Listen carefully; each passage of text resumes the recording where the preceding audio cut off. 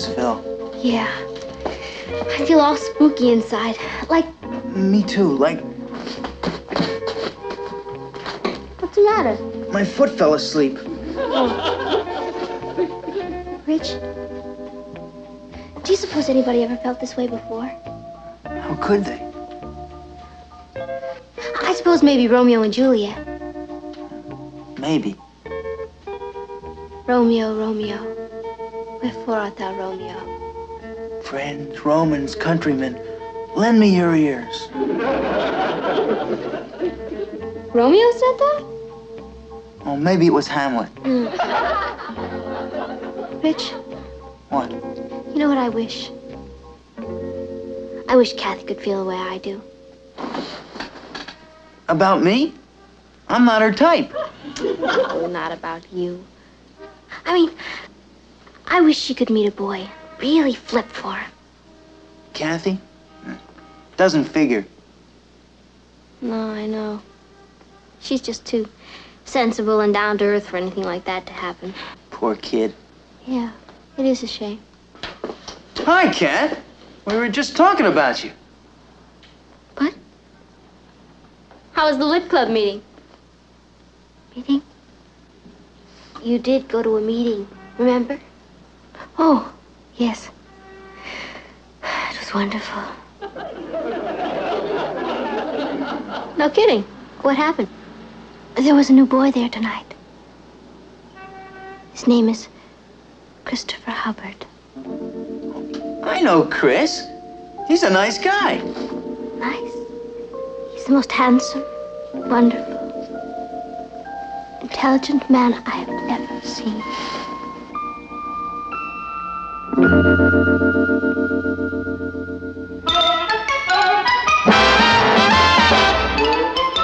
Meet Kathy, who's lived most everywhere, from Zanzibar to Berkeley Square. But Patty's only seen the sights a girl can see from Brooklyn Heights. What a crazy pair, but they're cousins, identical cousins all the way. One pair of matching bouquets, different as night and day. Where Kathy adores a minuet, the ballet russe, and crepe Suzette. Our Patty loves to rock and roll, a hot dog makes her lose control. What a wild duet, still they're cousins, identical cousins, and you find they laugh alike, They walk alike, at times they even talk alike. You can lose your mind when cousins are two of a kind.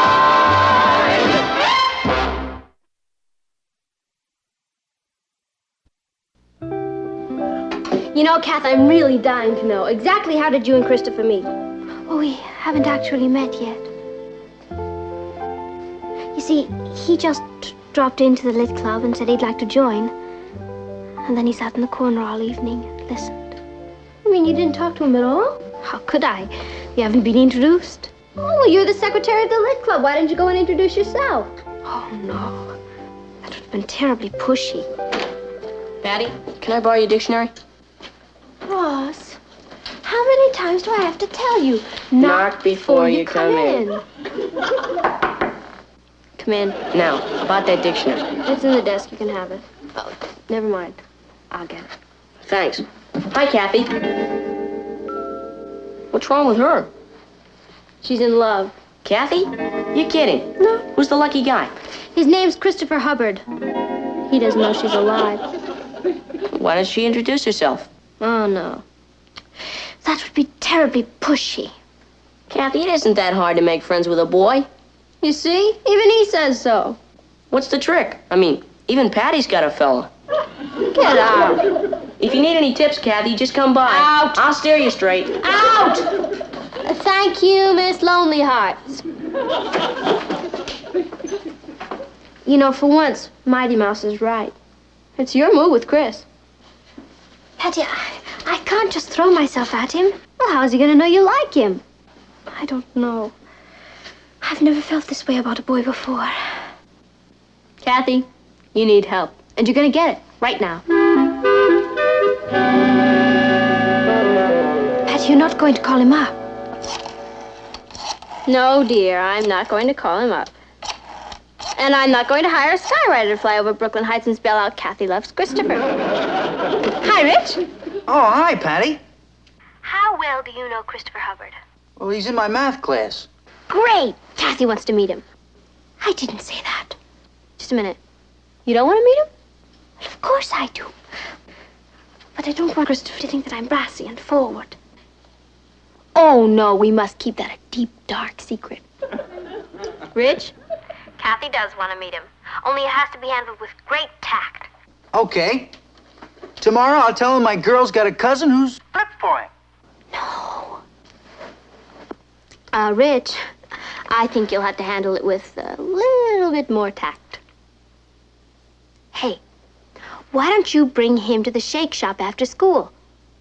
That way you can kind of, run into us there. Isn't that awfully sneaky? Absolutely diabolic. Rich, meet us there at about, 3:30. Right. Good night, Juliet. Good night, Romeo. What time is it, Patty?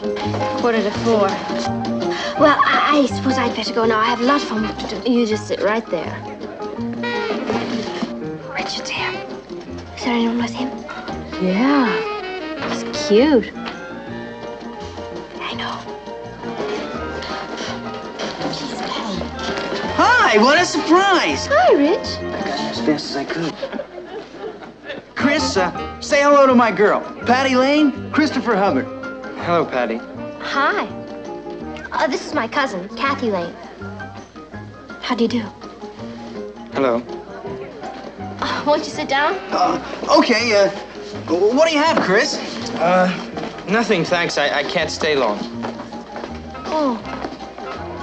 You're new in school, aren't you, Chris? Yes, we just moved down from Boston. Oh, I love dear old Boston. It so reminds me of London. London? You were never there, Patty. Oh, no, but Kathy was. Weren't you, Kathy? Yes. Kathy's been everywhere.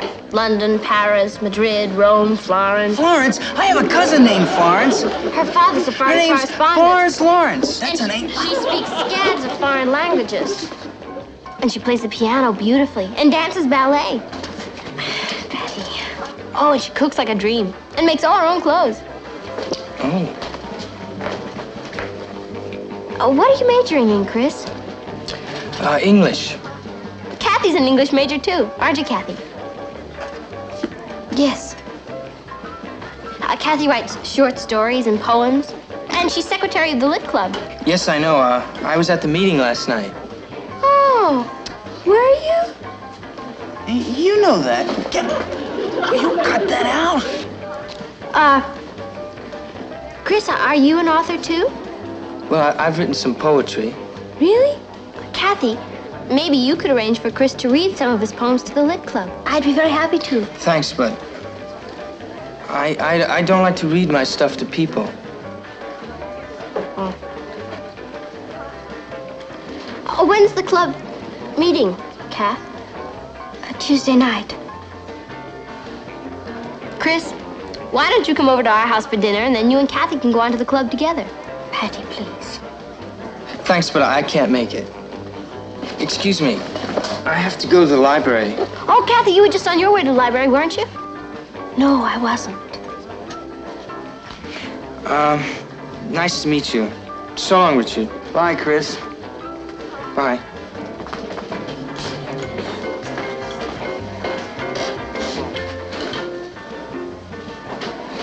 I'm sorry, Kathy. Thank you for trying. Forget it. And him, too. I'm sorry to be such a gloom.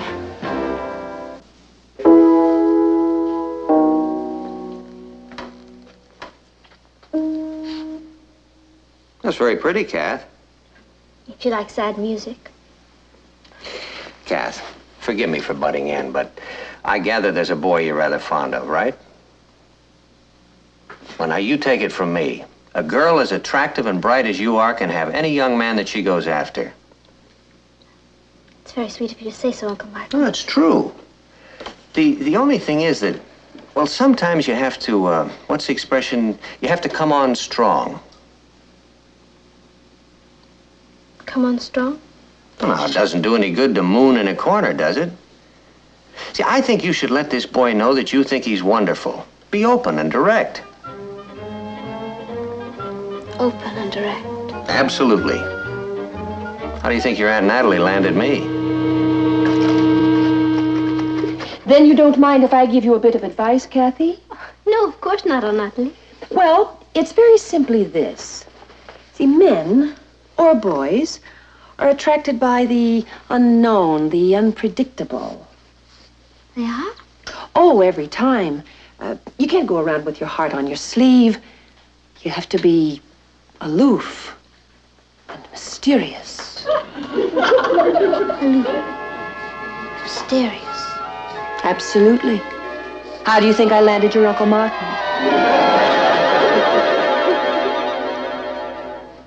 If you really want to hook this fella, you gotta be feminine and clingy. Feminine and clingy? Yeah. You know, bat your eyes and look mushy. Bat my eyes. Look mushy. Really? Scout's honor. How do you think Nicky Lee landed me? Thank you, Ross. Hi, Kath. How do you feel? Fine. I was just learning how to land Christopher. Oh? How?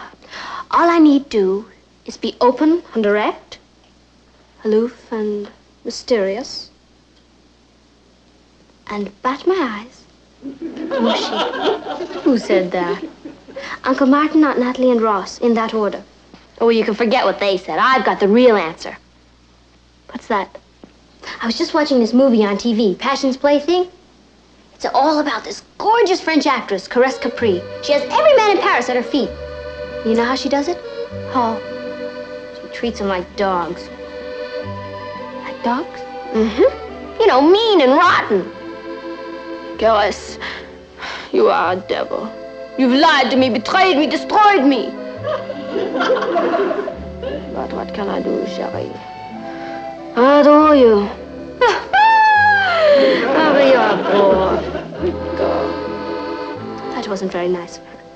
Oh, but it paid off. Caresse, if you do not come back to me, I will throw myself in the Seine. And she didn't. And he did. Patty, what has all that to do with Christopher and me? Everything. Kathy, you've got to start treating him like a dog. I can't do that. Well, you want to land him, don't you? Oh, yes, but then you've got to operate. Proud, haughty, cruel. So he said, how about a date Saturday night? And I said, sorry, I'm busy. So he said, how about a date next Saturday night? And I said, sorry, I'm busy. So he said, how about a date the Saturday after that? And I said, sorry, I'm busy then, too. And you know what? What? The next day, he sent me the biggest box of candy you ever saw. Oh, that's wonderful. Then you've got to operate. Proud, haughty, cruel. Are you sure I look all right, Patty? You look irresistible. I wish I felt that way. Look, Kath, Rich went to a lot of trouble to arrange this rematch. Don't chicken out now. They're here. Steady, girl. It's open, Rich!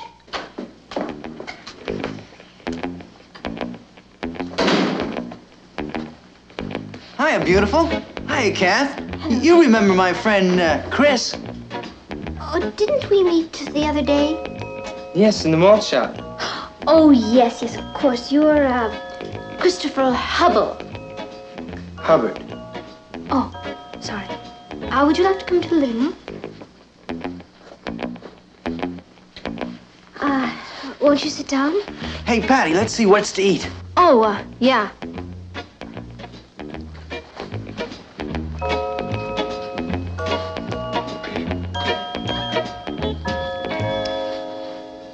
Kathy?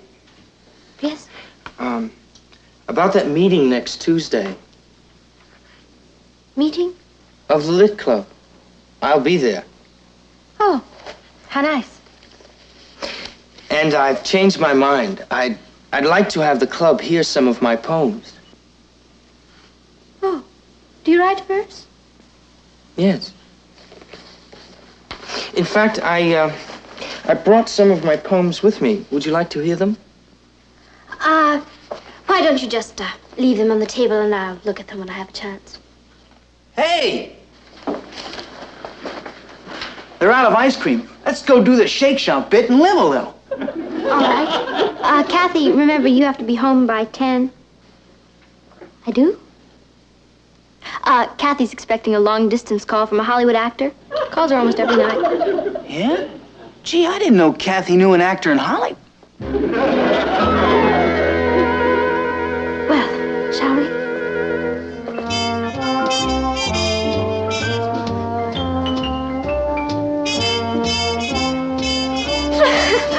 That was Wizard. Can we sit down now and talk? I'd love to. Keep dancing. Kathy, please, let's sit this one out. Well, you may if you wish. Oh, Lou, come on, they're playing our song. Excuse me.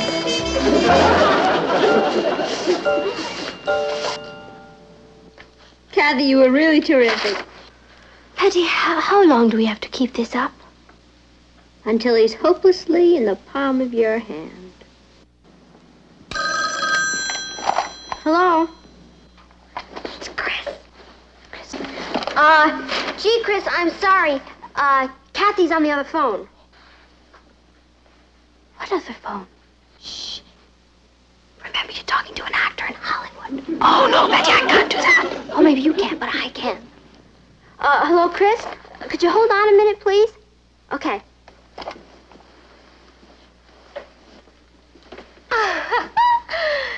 Yes, I do wish I was with you. Sitting there watching the sun set on the Pacific. Troy. Troy. Shh. What's that, dear? You're going to fly east just to see me? Oh, yes. I'll fit you in somehow. Patty. Hello, Chris? Gee, I don't know when Kathy's going to be off the phone. Oh, why don't you try her in the morning? Night. Patty, why do we have to do this? Because you're in love and that's all-out war.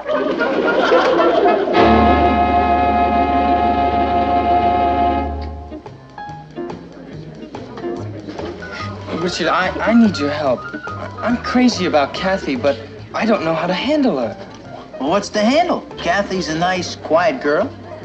That's what I thought. I fell for the first time I saw her at the Lit Club. No kidding. Oh, you sure didn't act like a guy who was in love when I introduced you. It's because I like her so much. Huh? I'm shy with girls, especially a girl I really go for. I don't know, I just freeze up. Man, you've got a problem. You know, I was so glad you arranged that double date last night.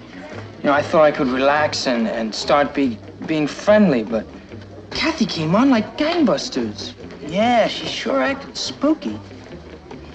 And now I can't even get her on the phone. She's always talking to some Hollywood big shot. Chris, you need help. I know. And I've got the answer. What? There's just one way to handle a woman. Treat her like a dog. Okay, I'll do it.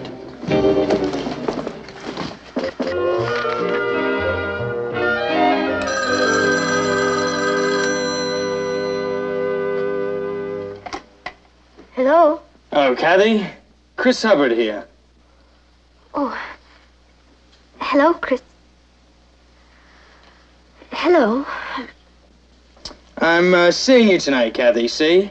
You are?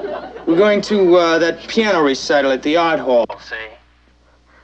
I'd like to do that. Oh, fine. I'll call for you about 8 o'clock. I mean, meet me there, 8 sharp, see? All right. I'll be there. Bye.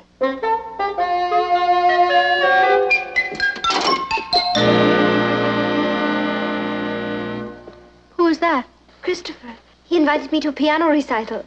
Great. I'm supposed to be there at 8 o'clock. Be there? You mean he's not picking you up? No. sounded so masterful. I just said I'd be there. Oh, Kathy. I'm sorry. Meet him at 8, huh? Well, we know how to handle that.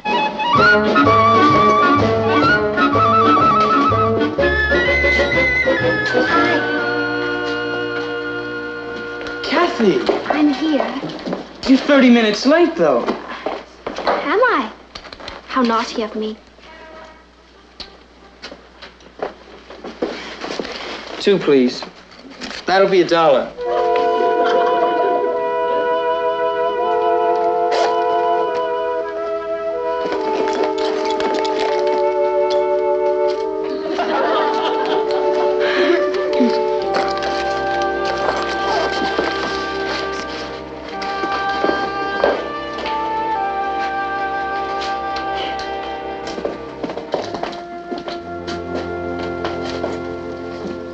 Thank you, Chris. It was a very interesting evening. I'm so glad. Fascinating, in fact. And since we're never going to see each other again, I'd like to say you're the rudest boy I've ever met. Then that makes us even. I don't mind going Dutch. I really don't. But you could at least have asked me. And you could at least have been on time. That's right. I was late, wasn't I? 30 minutes. I probably had a premonition that I'd be spending an interminable evening with an unmitigated boor. Oh, well, don't worry. It won't happen again. It certainly won't. And don't expect me at the Lit Club. I just resigned. How delightful. Good night. You mean goodbye.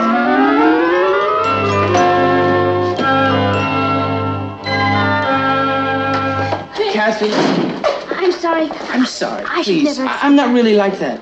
Kathy, forget everything I said, everything that happened. Just remember one thing. I'm crazy about you. I like you too, Chris. Very, very much. Do you really? From the first time I saw you at the Lit Club. That's when it hit me.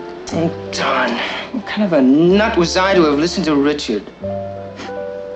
Richard? He told me the only way to get a girl is to treat her like a dog. Richard told you that?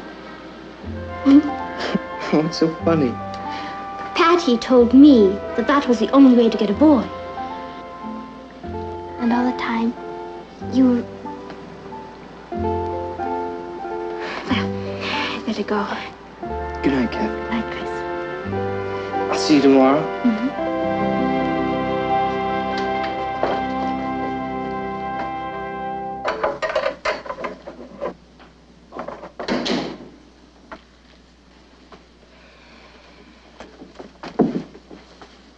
How was your date, Kath? Oh, lovely. You see, it's all in knowing how to handle a boy. That's right. You bet. You can say that again.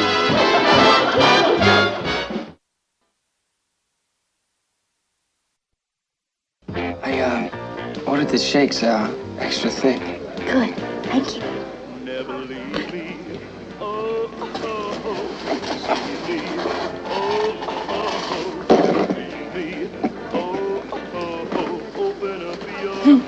Don't they look gone? Flip time. Just like us. You know, for a while, I thought they'd never get together. Me either. But they did. I'm really glad I was able to make it all happen. Yeah. What do you mean you were glad to make it happen? That's right. I told Kathy how to handle Chris, and that was that. Correction. I told Chris how to handle Kathy, and that's what did it. Richard, I really don't mean to contradict you, but it was me. No offense, Patty, but it was me. Richard, I have always known you were arrogant and conceited, but there are limits. Patty, I wish you would come out of orbit and face facts. Come out of orbit? Yes. I didn't think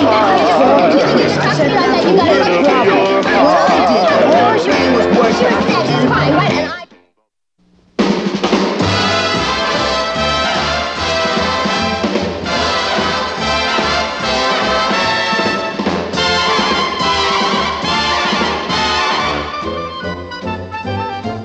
Here's Kathy, who's lived most everywhere, from Zanzibar to Berkeley Square. But Patty's Patty's only seen the sights a girl can see from Brooklyn Heights. What a crazy pair, but they're cousins, identical cousins, and you'll find they laugh alike, they walk alike, at times they even talk alike.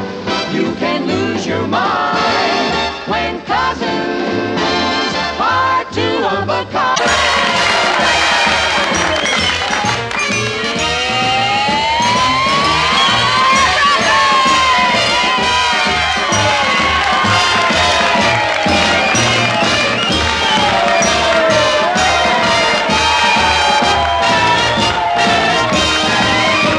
As team manager, I'm proud to introduce one of our school's all-time gridiron greats, Gilbert Tugwell.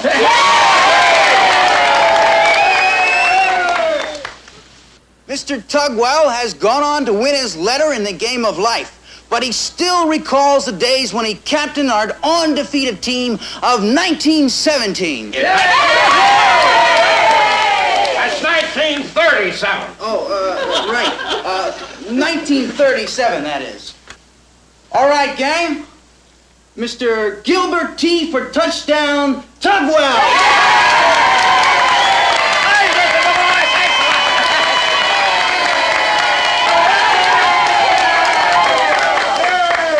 Hello, gang! Gang, that's right. That's right. I'm in the game of life. You know, the business world. But, gang, believe me, life to me is just one big football game. But gang, listen, I appreciate the fight to stay on top. And, you know, that's what this team is going to do. So,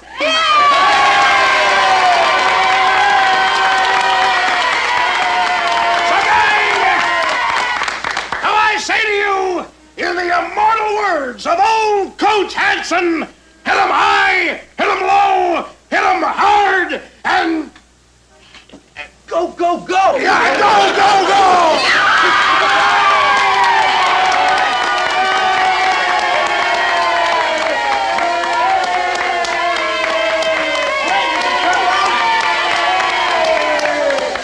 All right, gang, here he is, our quarterback and captain, the finest athlete to ever wear the red and gold, Rock Malenkovich!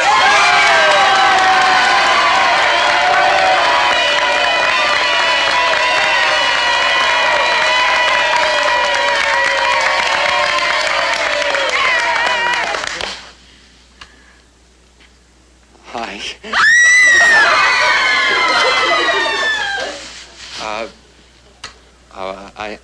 I ain't much for making speeches, but I'll tell you one thing. We're gonna beat Eastern.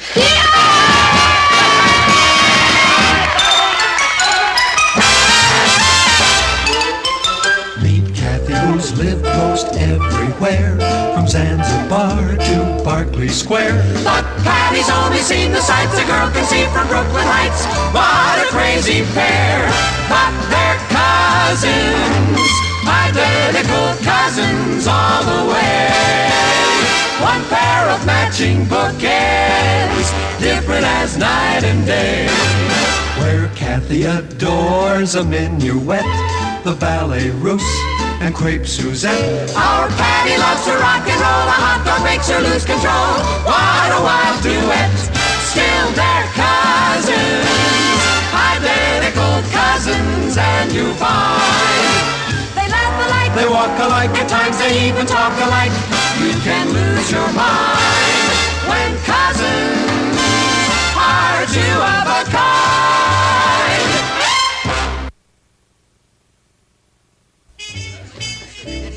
Hiya, Patty. Hi, Rich. Hi, Rock. Hey, congratulations. Oh, thanks. Kath, I want you to meet a friend of mine, Rock Malenkovich. How do you do? Hello. Arrested, right? What do you have, pal? Oh, nothing. I'm in training. Is, Rock your real name? No, it's Myron. Well, Myron's a very nice name. It's It's an old Greek name. Is it? Who told you? Oh, I read it somewhere. Kathy's always reading some book. She's the smartest girl in the school. I'll bet.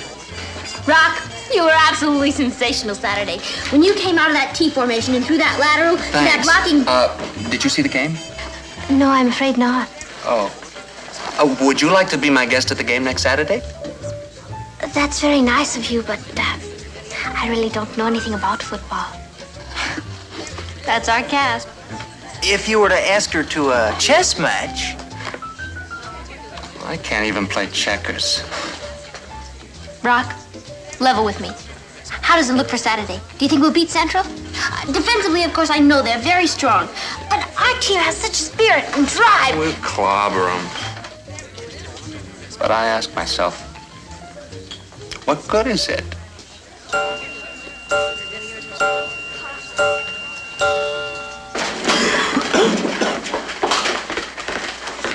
Great game. Okay, guys, grab a fast shower. Coach wants to see you. Richard! Richard, I gotta talk to you. Hello, sir. What are you doing here? Well, I decided to watch practice today. And a good thing, too. Richard, what's wrong with our boy Rock? Beats me. He's been in a slump all week. Did you see that pass he dropped? I could have caught it with my teeth. Oh, is that the way you did it way back in your day? That's just an expression. And it wasn't so way back. Well, never mind about that. What's ailing Rock?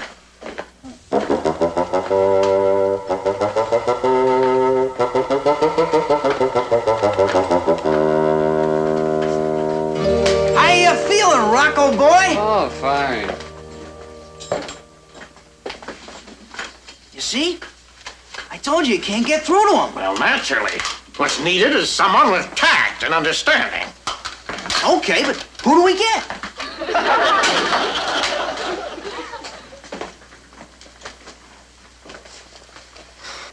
How's it going, boy? Swell, Mr. Tugwell. Everything all right at home? Oh, yeah. Okay. You keeping up with your schoolwork? Uh-huh.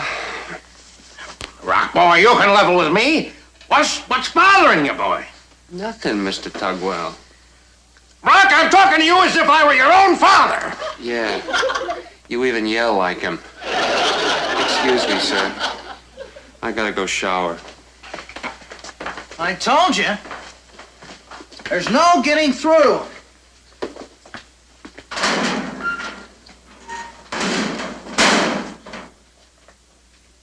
I don't believe it. What? I know what's bugging Rock.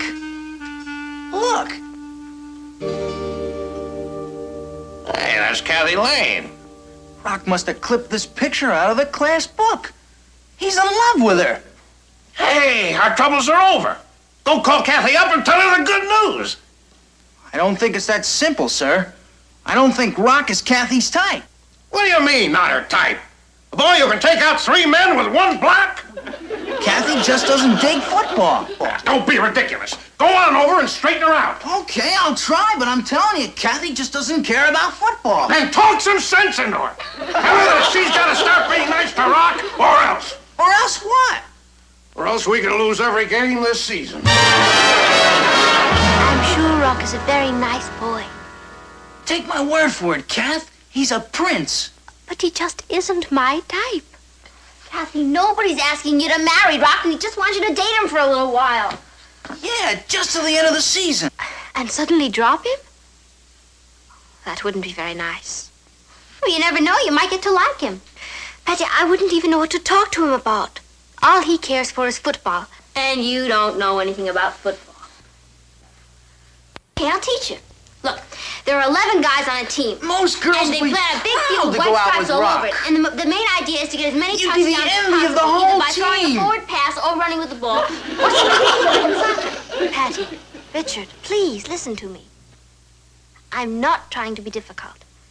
But why should I go out with Rock if I don't want to? I'll tell you why. Because you owe it to the school. The school.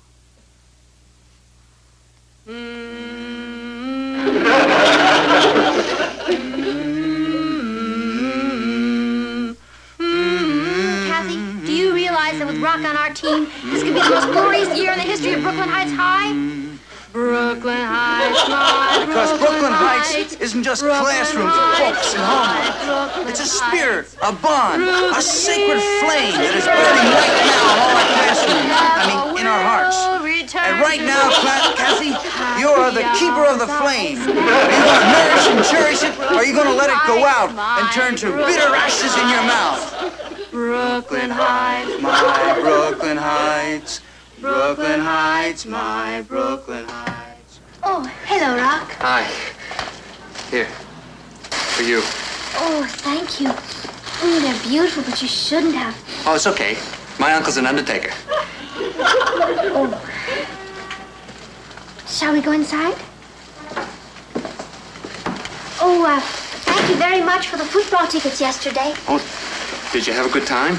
Oh, yes, I did. It was very interesting. It's the best game I ever played. Oh? That's because you were there, Kathy. What would you like to do today, Rock? Oh, anything you say. It's such a lovely day. Why don't we go for a walk in the park? Great. All right. Oh.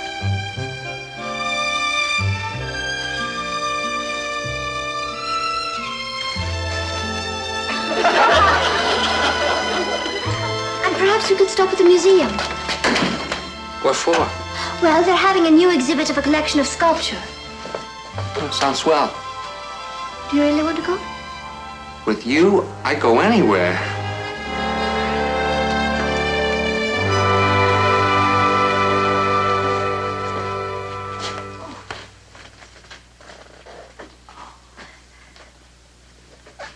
This one's very famous, Rock. It's called The Winged Victory. Of, Samothrace. That was a big naval battle, the Greeks won. Yes. How did you know that? Oh, I got an uncle who sculpts. He gave me a book about all this stuff. Oh. Oh, this one should interest you. Hey, that's okay. The guy who sculpted this sure knew what he was doing. What makes you say that? Well, you see how he done those muscles? He's got them bulging just right. Oh, really? Yeah, sure. You go on. Feel my arm. Well, all right. Oh, yes. You're very strong. Yeah. Oh, here's Mercury, the runner. Hey, you know something, Kathy? I'm having fun. I'm glad, Rock. See, I used to fool around with carving things when I was a kid. Did you? Out of clay, kid stuff. Why did you give it up? Oh, I started playing football. Oh, you ought to go back to it. Nah, I'm too busy. You could find time. And just think, perhaps it would turn out that you have a real talent for sculpture.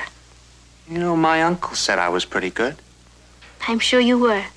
Yeah, I could fix up a place in the cellar and borrow some stone from my uncle. As a sculptor. The undertaker. He's also in the monument business. Do it, Rock. Won't it be exciting to try? Yeah. Yeah. I know just what I'm gonna sculpt first. What? You'll see.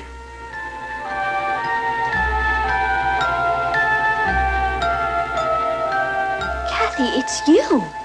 It certainly is. I feel as if I belong on Mount Rushmore. Do you like it, Kathy? Oh, it's beautiful. It's because you're beautiful. I meant it was a beautiful piece of work. Yeah, terrific. Come on, Rock, let's get over to practice. Rock? How am I going to get it home? Easy. Rock, boy, you're going to be late for practice. Come on, Kathy. I'll walk you home.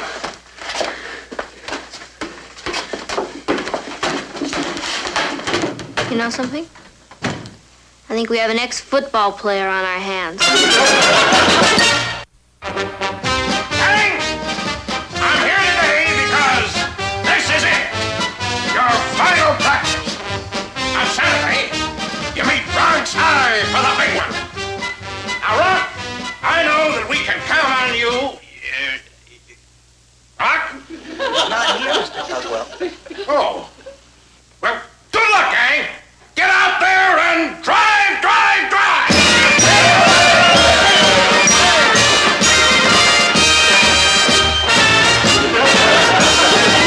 Great speech, Coach. Oh, thanks. Why wasn't Rock here to hear it? I don't know. Well, what's wrong with him now? I thought things were fine since he got together with Kathy. Well, he's playing as great as usual. You know that. He's been skipping practice lately. Skipping practice? What does he think football is? A game? Rock, you're late. That's right, Mr. Tugwell. I was at the Modern Museum. Modern Museum? What for? Well, Kathy took me to see the new Brancusi show. Very powerful in a non-representational idiom. What'd you say? Rock's on an artistic kick. Oh, forget it, Rock. The only kick we care about is the one that starts the big game Saturday. You might as well brace yourself for a big shock right now, Mr. Tugwell. I'm not playing. What? What are you saying, boy? I'm giving up football, sir. I've decided.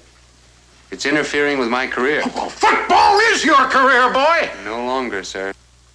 I'm turning in my shoulder pads. You can't, Rock. Not before the big game.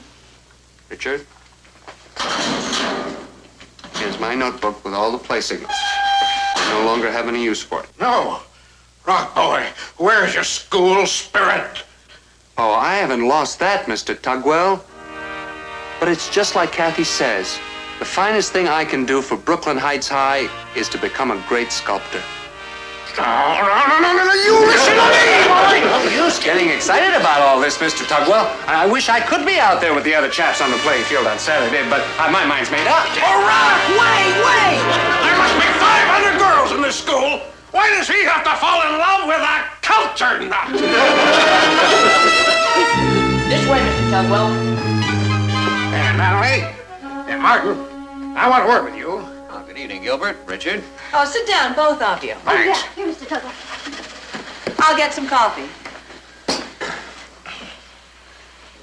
What can I do for you, Gilbert? We got a problem on our hands. And she's sitting right over there. This niece of yours is destroying the career of the best athlete Brooklyn Heights High has ever had. He's talking about Rock Milenkovich, Papa. Rock also happens to have a great talent for sculpture. So this girl talked him into quitting the team on the day before the big game. Well, here's some coffee. Darling, would you take that for Richard, please? Thanks a lot, Mrs. Lane. How can you eat like that when we're facing a crisis? I gotta keep my strength up. Exactly what do you want me to do, Gilbert? Talk sense to Kathy. Tell her to get Rock back into the ball game. Please, Papa. I've talked to her till I'm blue in the face, and she won't listen to me. Patty, I cannot tell Kathy what to say to Rock. Now, you should understand that. Thank you, Uncle Martin.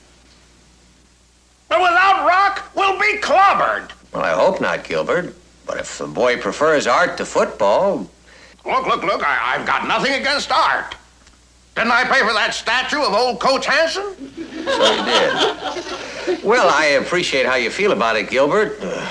Believe me, I have nothing against school athletics. Oh, that's true, Gilbert. Back in college, Martin was captain of the baseball team. Baseball? I'm in a den of baseball players.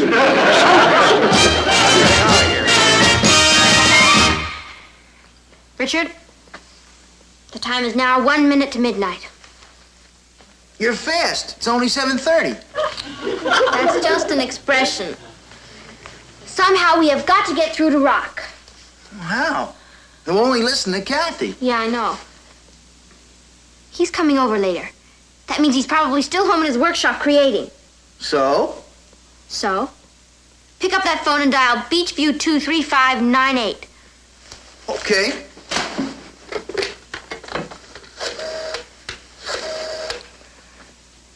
Hey, that's Rock's number. That's right. Hello, Rock. This is Kathy. I get it. Patty, if you pull this off, the school will put up your statue. Yeah, and Rock can sculpt it after the big game.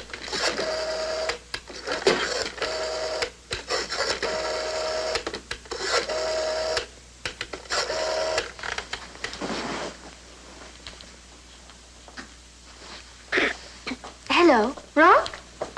This is Kathy. What you doing? Oh, you're sculpting a new statue? Oh, no, don't come over. I'd like to run over there and take a look at it.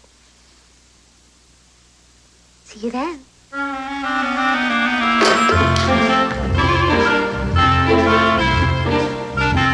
Sit down. I'll be through in a minute.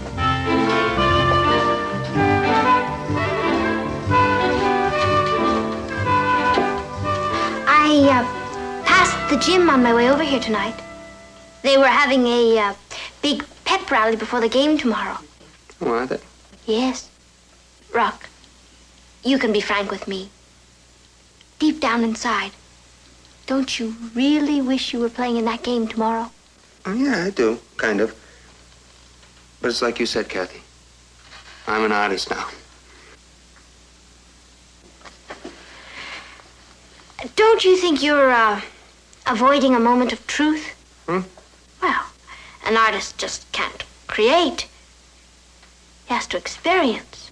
Experience what? Life.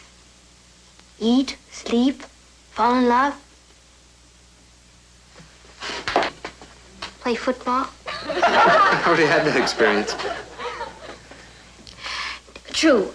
But an artist must live his life to the fullest. Really? Well, of course. Well, look at Hemingway. He stalked lions in Africa. And Lord Byron fought wars for Greek independence. And Tolstoy... And what'd he do? Whatever the life force told him was right. Gee, Kathy, I never heard you talk like that before. You sound like a different person.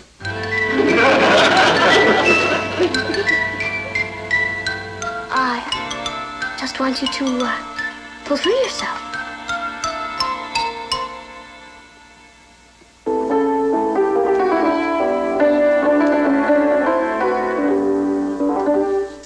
Well, we're gonna have to get this thing tuned.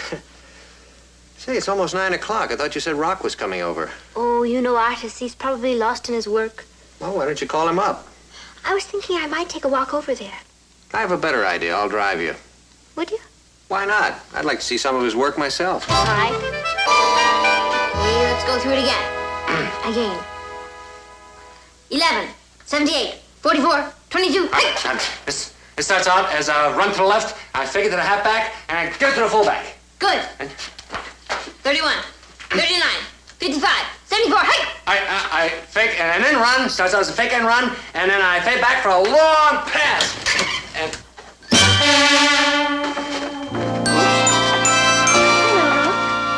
Kathy. Hey, there are two of you, Kathys. What's going on? Well, I have a theory, Rock. But perhaps Patty would like to explain. Patty? Mm-hmm. Pat, you didn't. Shall we say I nearly did?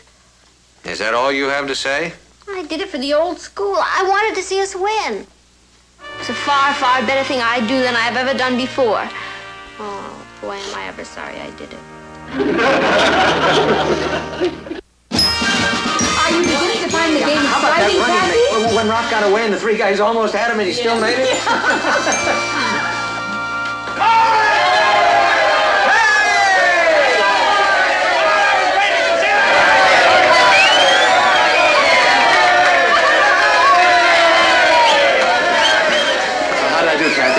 You were wonderful, Rock. It was a great game, Rock. Thanks, Mrs. Lane. I'm glad you decided to play Rock. A man should use all his talents. That's just what I told him last night. I said, Rock, I'd like to see Michelangelo throw a touchdown pass like that. Wait till next year, boy. Mr. Tugwell, you better brace yourself again. There's not going to be any next year. I'm transferring to Brooklyn Poly. Brooklyn Poly? You're joking. they don't even have a football team. Yeah, I know. But boy, what an art department.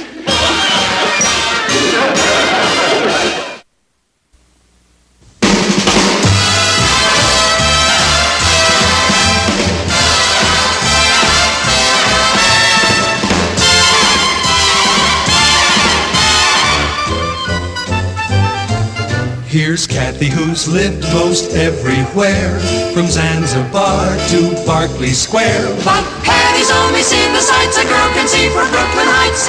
What a crazy pair! But they're cousins, identical cousins, and you'll find they laugh alike, they walk alike, at times they even talk alike. You can lose your mind when cousins are two of a kind. Hello, everybody. Hello, darling. Hello, Uncle Martin. Hi. Where's Patty? I believe she's up in her room. Patty, I'm home. This is great. The Magnetic Man and the Electrodynamic Monster are gonna fight an ultrasonic duel over the Subterranean Lady. I'd hate to see their electric bill. Patty! Somehow, Patty's seconds seem like hours. Watch this. Patty, you're $25 richer today. $25 richer? You raised my allowance. No, but you remember the 25 shares of stock that I bought you for your birthday? Sure. McGregor Elevator Company. Don't tell me elevator went up. It went up another point today, and that makes a total of 5 points since I bought it. That's wonderful. You've made $125, Patty. $125 and I didn't even have to do anything. Well, it did help a little to have a shrewd father who's got business know-how. Yeah, you do look a little like Bernard Baruch. As a younger man, of course. Ross, don't push your luck. How long has this been going on? It's an instant gold mine. Patty, if you have any notion of investing in the stock market, you can just forget it. Oh, I'm not going. McGregor Elevator could just as easily have gone down 5 points. Then you'd have been $125 poorer. Yeah, I know that, but... And before you ship all your money to Wall Street, you owe me $2 from yesterday. Don't worry. I think Patty is trying to assure us that she's not going to buy any stock. That's right. I'm going to sell it. You're going to sell your stock in McGregor Elevator? No. I'm going to sell stock in me. Patty Lane Incorporated. Meet Kathy, who's lived most everywhere, from Zanzibar to Berkeley Square. But Patty's only seen the sights a girl can see from Brooklyn Heights. What a crazy pair! But they're cousins, identical cousins all the way. One pair of matching bookends, different as night and day. Where Kathy adores a minuet, the ballet russe, and crepe Suzette. Our Patty loves to rock and roll, a hot dog makes her lose control. What a wild duet, still they're cousins, identical cousins, and you find they laugh alike, they walk alike, at times they even talk alike. You can lose your mind when cousins are two of a kind.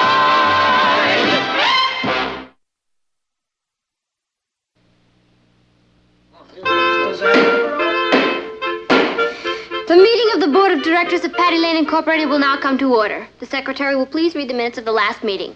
Since there was no last meeting, there will be no minutes. And we don't have a secretary anyway, so let's just come to order. Patty, what are you trying to say? Order. That's the way all big corporation meetings start.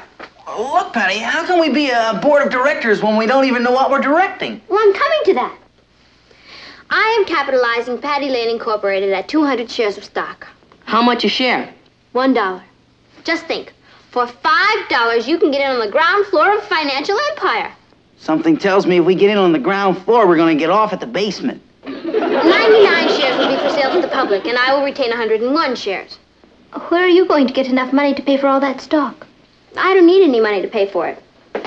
As founder of Patty Lane Incorporated, I am entitled to it for the use of my name. For the $2 you owe me, you can use my name. Order. I am the president, and I have the right to control the company by being the majority stockholder. Any questions? Yes. You still haven't told us what kind of a business this is going to be. Exactly what are we selling? Patty Lane. Are you sure there's a demand for it? What we are selling are my creative talents and ability. We'll just start with one product naturally, and then we'll branch out like any other big corporation. That's called diversification. I've got an idea for a product. Why don't we work on the food angle? Good thinking, R.H.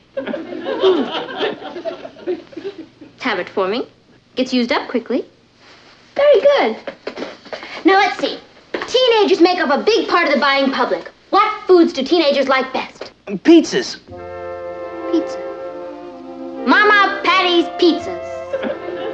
Nah, somehow it doesn't sound Italian enough. You could change your name to Tony. What about preserves? I have a lovely recipe for apricot jam.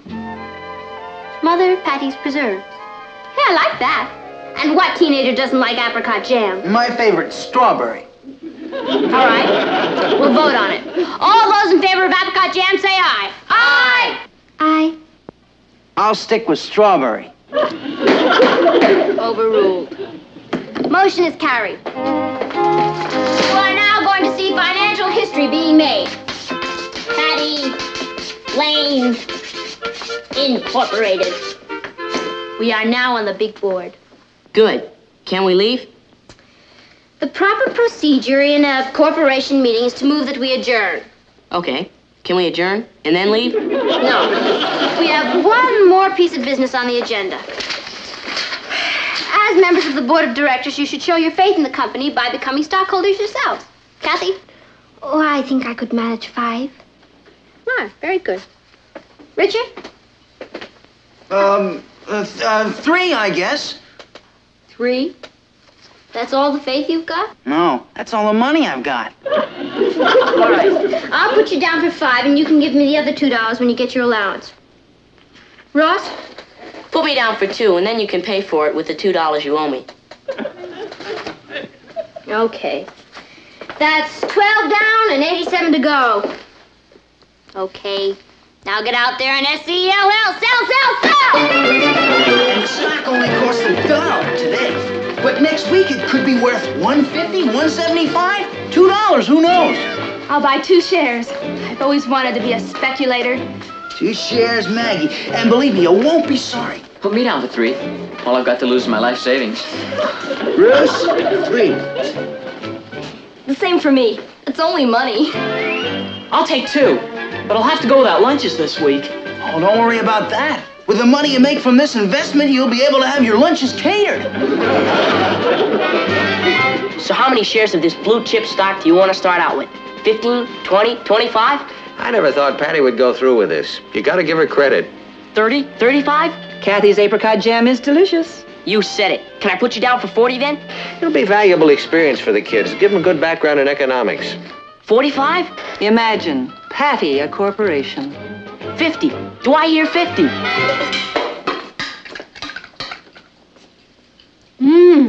It's wild, Kathy. You've outdone yourself. Hey, cut that out. You're eating up all the profits. I'm afraid I can't take all the credit. The recipe was originated by King George III's kitchen staff. Hey, that gives me a great idea for a slogan. The jam of the kings and the king of the jams. We'll put that on the labels. Now that we've got all these samples, we've got to get out and create a huge demand for them. How can we create a huge demand with just 6 little jars of jam? Just leave it to your prez. Look, Sammy, all I'm asking is that you take 2 jars of Mother Patty's preserves on approval. Patty, you're wasting your time. Nobody's going to pay money for this. Oh, you never know. Just try it. I'll be back tomorrow.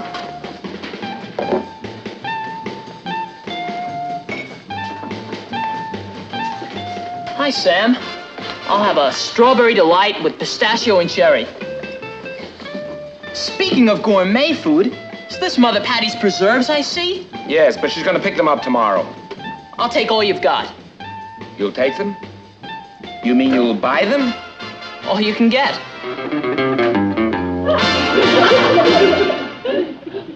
I'll take this loaf of bread. And what kind of jam do you have?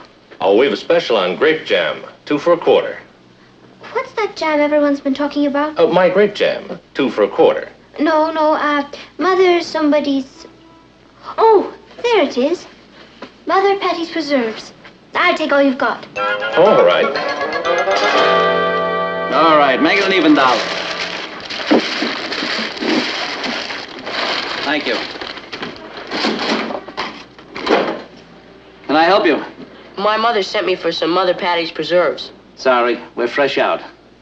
But you had 2 jars. You mean somebody bought them? We don't give them away, Sonny. Was it a teenager? No, Mrs. Market, one of my studies from down the street. My gosh! Somebody really bought them!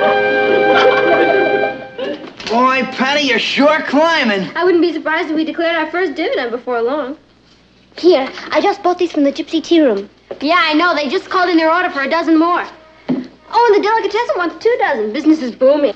If we boom any more, we're gonna be broke. We're selling those sample jars for 25 cents apiece, and we're buying them back at 40 cents apiece. And then there was the money we used for the sample batch. So we chalked that up to operating expenses. And by the time we fill these orders, the profits will be pouring in. As a stockholder, I'm delighted to hear that. Hi, Popo. Did you see our latest quotation? All the other stocks are down, but Patty's up to 1 5/8. Yeah, it's about a 60% profit. Yeah, on paper, of course. And we have an order for 6 dozen jars, and that's just a beginning. I'm glad to hear that, fellow stockholders. Of course, first you have to purchase the supplies. You know, I mean, like the ingredients for the jam.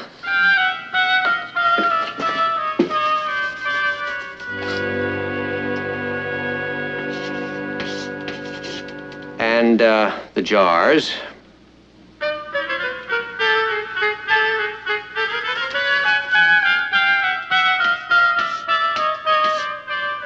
And, of course, the distribution costs.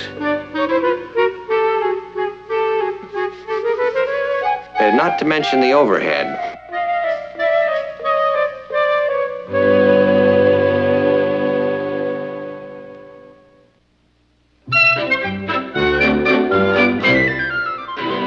I suppose it's a case of having to spend money in order to make money, right?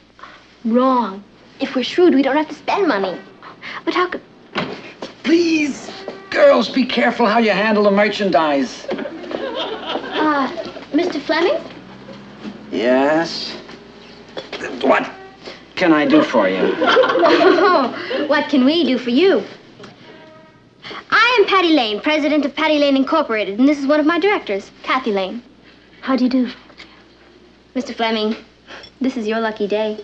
Look, Miss Lane, be careful. You might break... Your jar is being considered as the official glassware for Mother Patty's Preserve, the jam of the kings and the king of the jam. That's not plastic, you know. Oh, yes, I know. Notice its distinctive quality. Not round like other jars, but square. Yes, I think it would be very suitable. As I always say, you can't put quality jam in a cheap jar. Yeah. Mr. Fleming, you can send us 6 dozen jars. Good, I'll write up the invoice. Invoice, Mr. Fleming? Invoice? Please! When we are prepared to announce to the world that the Fleming Bottle Company are our official glass makers? Well, 6 dozen jars isn't a very loud announcement. Well, that's just a beginning. Yeah. Mr. Fleming, I am prepared to offer you 15 shares of stock in Patty Lane Incorporated. In exchange for the jars. 15 shares? Patty, you can't... You're right. That's too much. 10 shares, and that is my final offer. I don't know much about Wall Street. Oh, but you do know about Easy Street, Mr. Fleming. And that's exactly where Patty Lane Incorporated is going to put you. Yes, it's been a very active stock. Future orders are already streaming in. Well, I'll talk to my stockbroker about it. Mr. Fleming, if Henry Ford came to you with the automobile, would you want to see your stockbroker? Or Edison with the electric light? You are in at the birth of a dynasty. Is it a deal? It's a deal. Oh, Mr. Fleming, you should be more careful how you handle our merchandise. Look at the way I'm soaring. At this rate, I'll be able to merge with a larger corporation. Who would buy us out? I'll buy them out. According to my records... You're out of order. I didn't recognize you. Why? Do I look different? If you want the floor, you have to raise your hand. Chair recognizes Richard Harrison. According to my records, the number of outstanding shares is 240. That's great. Patty, we were capitalizing our stock at 200 shares. That means we've sold 40 more shares than we have. How could that happen? Maybe while you were out trading shares for the jars, the apricots, and the sugar, Ross and I were busy selling shares. Yeah, we all goofed.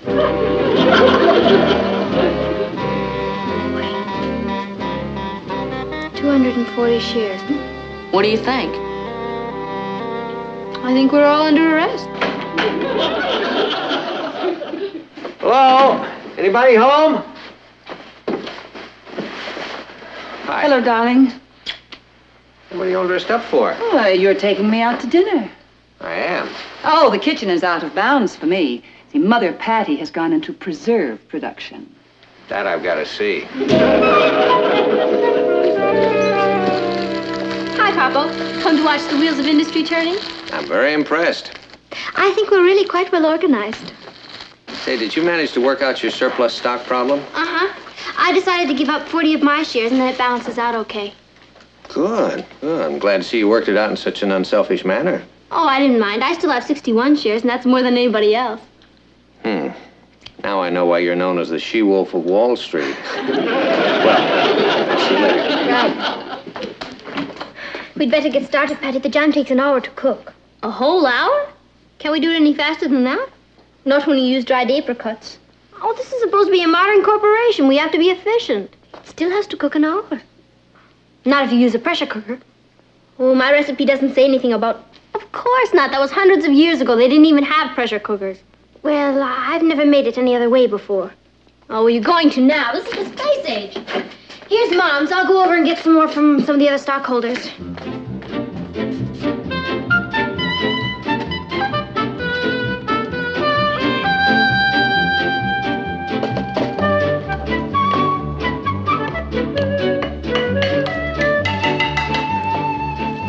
Now, this is what I call mass production. I've never made so much jam at one time before. I hope I figured these measurements right. Maybe I should have traded some shares for a computer. You don't need a computer. Kathy got an A in math. Where do you want me to put these? Oh, in the oven. That's the way we sterilize them in mass production.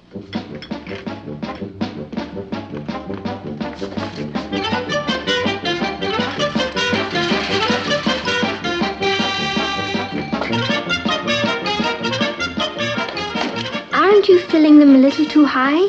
One of the secrets of success is to get the maximum capability out of your equipment. Here, let's have another refill. Where do I put these labels? Oh, ask Patty. Patty, where are these things? Patty, the labels go on the outside of the jam, not the inside. Thank you.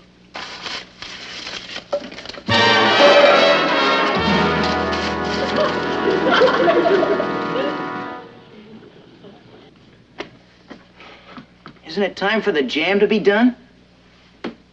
Yeah, any second now. I gotta leave soon. My father only gave me 2 hours to be a big business tycoon, and then I gotta go do my homework. It's been 30 minutes, Patty. Seems like 30 years. There it is, folks. The jam's done. From now on, the stock of Patty Lane Incorporated skyrockets.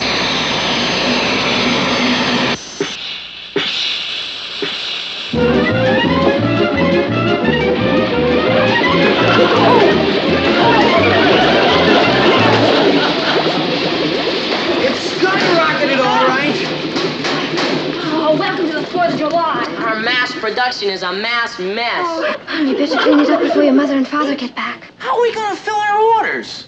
We'll start all over again with new supplies and chalk it up to research, so our first quarter profits will be a little less. I really don't think we should... The jars! They're still in the oven!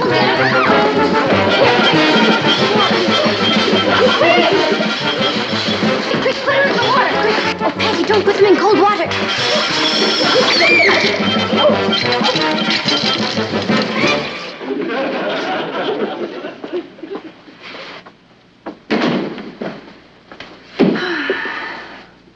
Gee, it smells like apricot jam.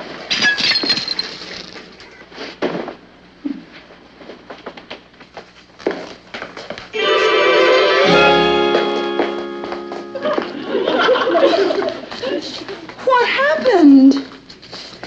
I think the bottom just dropped out of the market.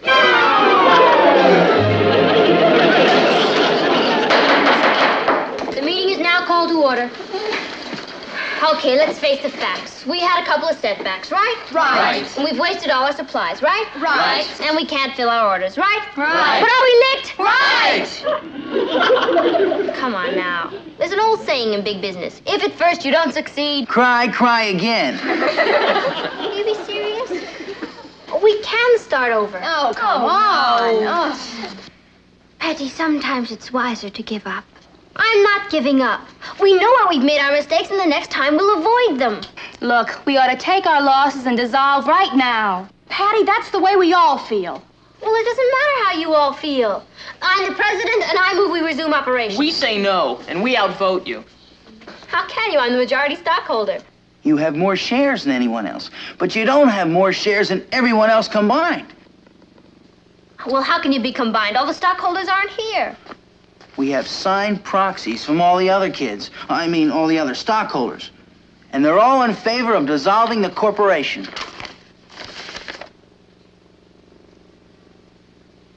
You too, Kat? I'm sorry, Patty.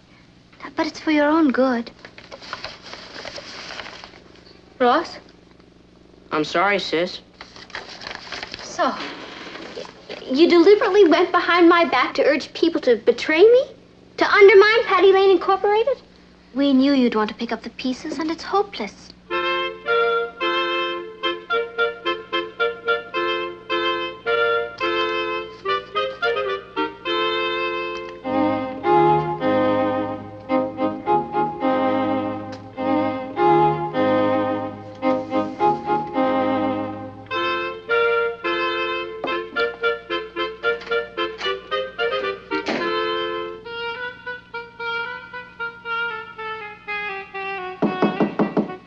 Patty, may I come in?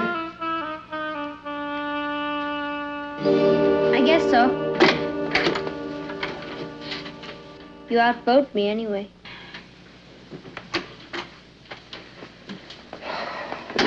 Yeah, I wish you wouldn't feel this way about it. I'm sorry. I guess I just never thought that my own family and friends would walk out on me. We haven't walked out on you, honey. We're right behind you. Pushing me off the cliff. Patty, we did it for your own good. We didn't like to see you get in any deeper. Don't worry, I'll pay back the stockholders and Mr. Fleming and the others. Well, that's not really necessary. I mean, it's already been taken care of. Everybody's been paid back. How? Well, Kathy and Richard and your brother Ross all came to me with some money they'd saved. They asked me to use it for you, to reimburse the others. So, well. Papa? That couldn't have been enough. You paid them all back, didn't you?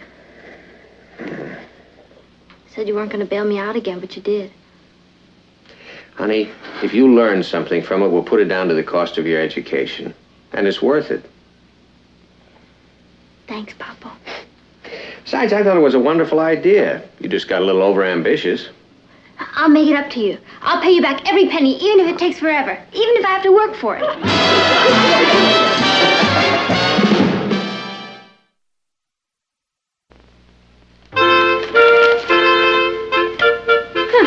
do you like that? We're up to 80 today. Says they expect it to go even higher. I made some apricot jam this afternoon, Aunt Natalie. Good. I'll serve it with breakfast tomorrow. Pretty big jump from last week, 70 to 80. Why don't we do something exciting, like go to the movies? They predict it'll hit 95 before long. A new high for the year. 70 to 95 in 1 week. Sounds like an interesting stock. Martin, please don't get her started on that again. But she may have something there. And if it goes higher than that, they say that... Patty, what's the name of that stock? You say something? Yeah, I just asked you what the name of the stock that's doing so well. What stock? I'm reading the weather report. Anybody for the movies?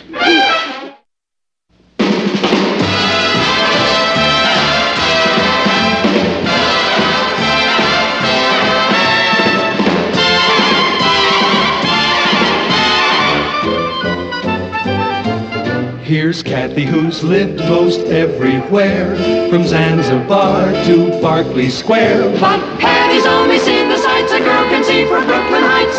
What a crazy pair! But they're cousins, identical cousins, and you'll find they laugh alike, They walk alike, at times they even talk alike. You can lose your mind when cousins are two of. Hello, Uncle Martin. He's here. Dad's here! Hooray!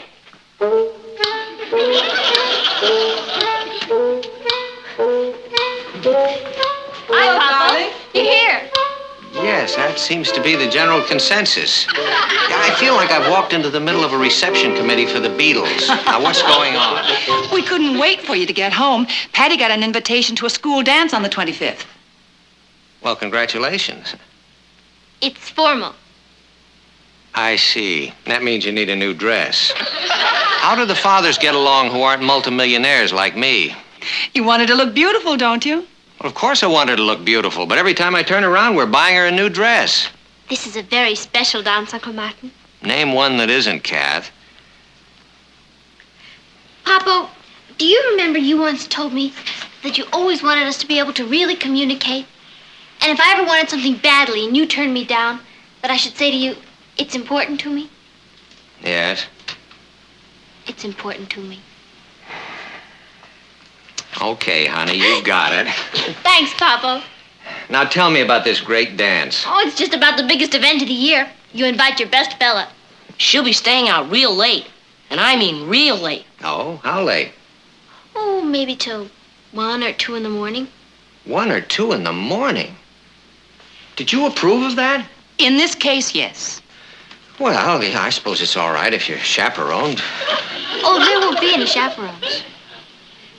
Did you know that? Yes, but it's all right. Well, I suppose you're right. We don't have to worry about Richard. Oh, I won't be going with Richard. Now, wait a minute. If you think that we're going to let you stay out half the night with some strange boy, forget it. Oh, but Papa... No, Patty, and let's not discuss it.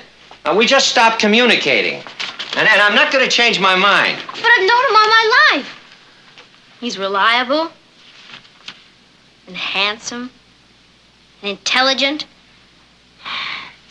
He's the living end. He is, huh? Well, who is this paragon of virtue? You. It's the father-daughter dance.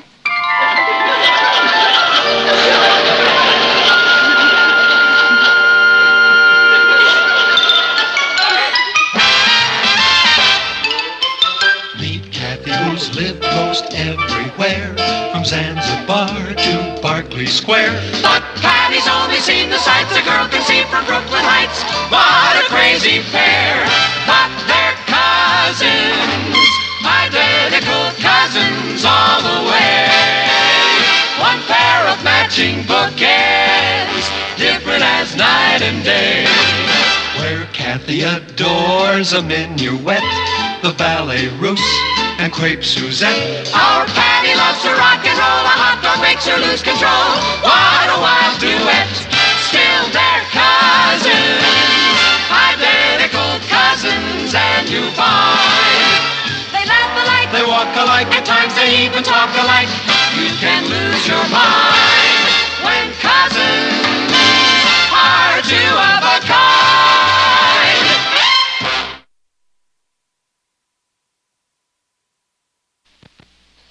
I've never seen Patty so excited. She hasn't stopped talking about the dance all week. Say, now, what about Kath? Couldn't I take her?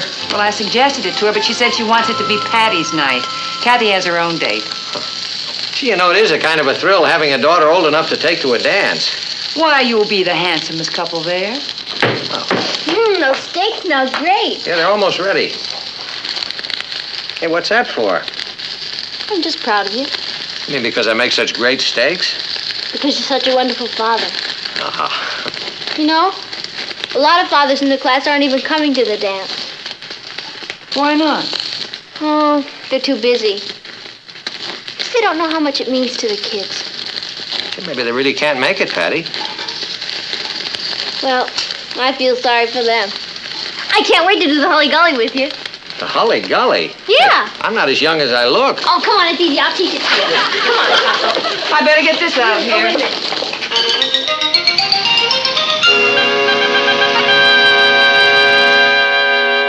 Got a minute, Martin? Oh, come on in, Henry. I want to talk to you about the Publishers Convention in Chicago Friday. How long will you be gone? I won't. But you're making the keynote speech. Not anymore. My wife has booked us on a Caribbean cruise. It's our 15th wedding anniversary, and I can't say no to her. We haven't had a vacation together in 15 years. What's this? The keynote speech for the convention. Better get ready to fly to Chicago. Give it everything you've got. What's the date of that convention? It's this Friday, the 25th. The 25th? I'm afraid I can't go. Why not?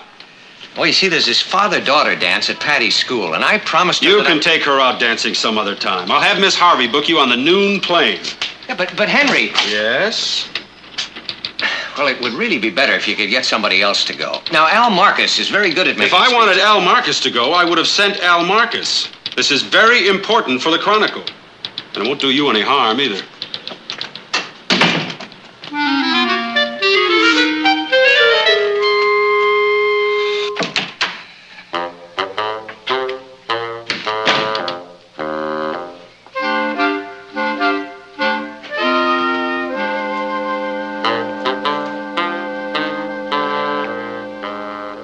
Patty's going to look so beautiful. I'm sure she will. Well, hello, darling. Hello, Uncle Martin. Hi. You're home early. Yeah, I have something to tell Patty. You're making plans for the dance. Oh, that's sweet. Well, it's not exactly sweet. Your dress shirt came, and wait until you see what Patty bought today. You don't have to wait. Look. Good evening, Papa. Gee, Patty, that's beautiful. Do you really like it? Oh, yeah, I love it. You look so grown up. Doesn't she? Patty, you did say that this dance is on Friday the 25th, didn't you? Yep. It's my red letter day. Poor Sue Ellen. Her father's flying to some bankers' convention and won't be there. She's so mortified she stayed out of the malt shop all week. She can't face the other kids. Well, I'm sure her father couldn't help it, dear. Well, that's right. Sometimes circumstances come up where you're trapped. Yeah. But when it comes to a choice between something else and your own child, there's not much excuse, is there? Papa, there's going to be this big reception in the auditorium before the dance. I'm on the reception committee. You'll get to meet all the other fathers. Then we go into the gym to dinner. I help plan the menu myself. We have a choice of meat or fish. I even arranged for artichokes because you love them. After dinner, we dance. I'm on the dance committee. Wait till you hear the band. We got Marty Morton and his Marvelous Maniacs. He plays at the Ambassador Room. He does. That's the wildest place in town. Patty, you've never been to the Ambassador Room, have you? You can't get in without a bank book. You know what? I'm going to take you there. It'll be just the two of us. You mean it? I certainly do. It'll be the greatest night of your life. Are we invited? No, sir. Just Patty and me. Did you hear that? When are we going? When I get back from Chicago, where I'm delivering the keynote speech at the Publishers Convention, which is why I can't come to your dance on Friday.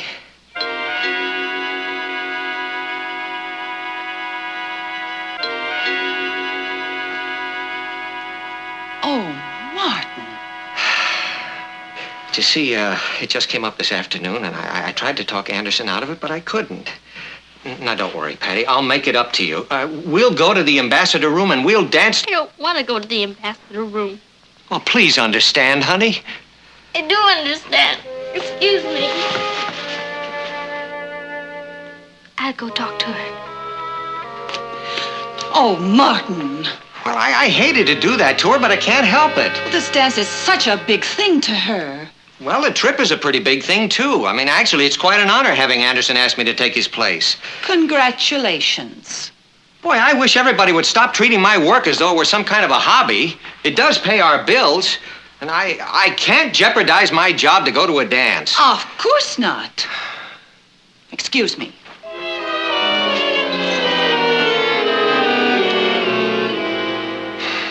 I'm sure your father couldn't help it, Patty. You saw how disappointed he was. These things happen sometimes. I've been bragging to all the kids about how he was going to be there and how handsome he was going to look. There will be other dances. I've never been to a dance with my father. You don't know how much it meant to me. Didn't mean a thing to him. Of course it did. Has he ever broken a promise to you before? No. No, he hasn't. You know something, Kat? Papa's never broken a promise to me before in his life. Do you know what that means? What? He's gonna take me to that dance. Patty, he just told you why he can't. You're the one who's always talking about the power of positive thinking. Yes, but do you remember when your father promised you he'd come over here from Europe to visit with you for Christmas?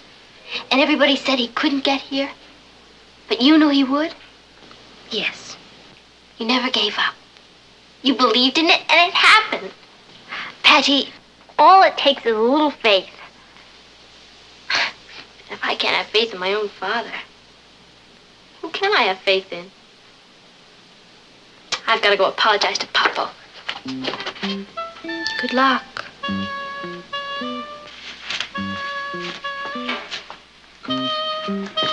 Papo? Patty, I know how you feel. I feel wonderful. You do? You bet I do. I can't tell you how much better that makes me feel. You know, I knew you'd understand. Oh, I do. Now. And I meant it about the ambassador room. We'll go there. That won't be necessary. But I want to take you out dancing. You will. Bye. Bye. What happened? Oh, well, newspaper man developed certain instincts about the way people behave. I knew Patty wouldn't stay upset for long. Well, I'm so relieved. I was afraid she'd be terribly hurt. Well, it takes a man to understand the psychology of a woman.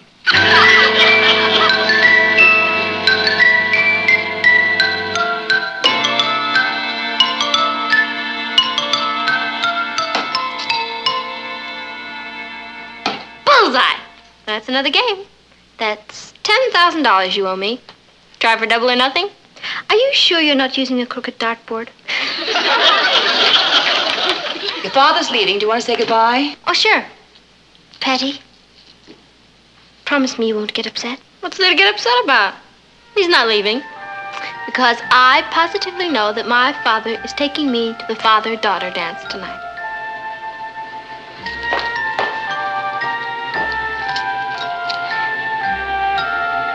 You will take care of yourself, won't you? Now, don't worry. And I'll phone you from Chicago. Well, I'm on my way, Patty. Are you? Maybe you could join Kathy on her date tonight. Oh, that won't be necessary. Well, the next father-daughter dance, I'll be there. I know you will. Well, I mustn't keep the plane waiting. I'll see you on Monday.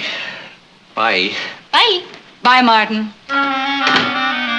Patty, I am really very proud of you. You behaved like a very understanding adult. Let's face it, I'm not a kid anymore. Well, I've got to get back upstairs. And $10,000 ahead. Meat, vegetables, fruit, juice, milk, eggs, and popcorn. Isn't Patty coming down? Yes, she's getting dressed. Why does it take girls so long to get dressed? Boy, when I'm grown up, I'm going to give my date 3 minutes. And if she's not ready, I just go on alone. You'd better plan on going a lot of places alone. Did she make a date with Richard for this evening? No. She said she already had a date. With whom? Her father. Do I look all right? Well, you look lovely, darling, but where are you going? To the father-daughter dance. Hello? Oh, hello, Martin. Yes, she's right here. It's your father. I told you. He's phoning from Chicago.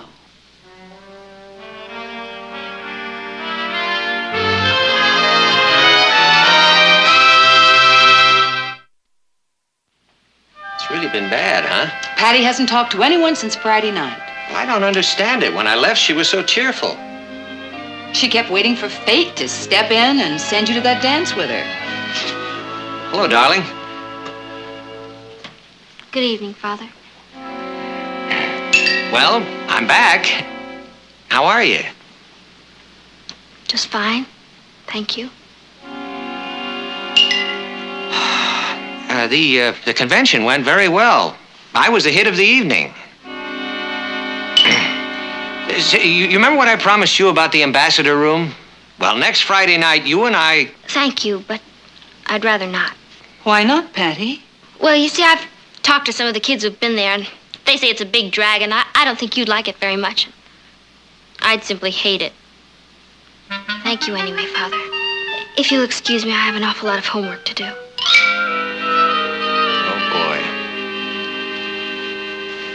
Oh, boy is right. She's really deeply hurt. I had no idea that... Well, of course, there's nothing I could have done about it anyway. I had to go to that convention. Oh, I know you did, darling. And Patty'll know it, too. Just give her a little time. A young woman doesn't like to be rushed. You just gave me an idea. I know exactly how to snap Patty out of this. How?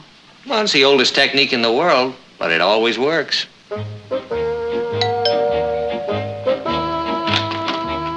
Flowers for Miss Patty Lane. Oh, I'll take them for her. Thank you.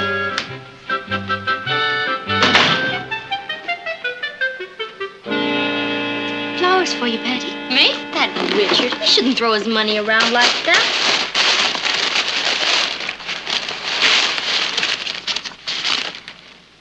Are they from Richard? No. To Patty, the most understanding daughter in the world. Love, Papa.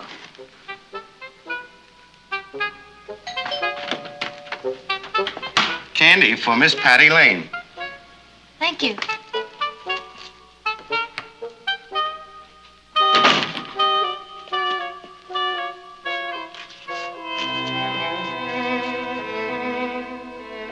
To sweeten up your day. Love, Papa.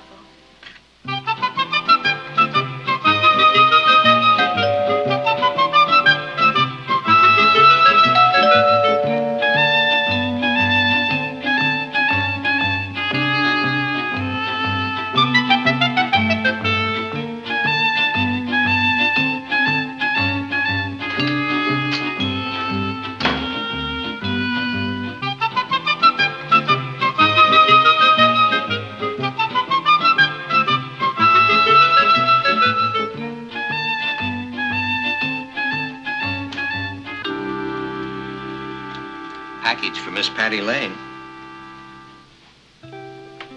Thank you, Father.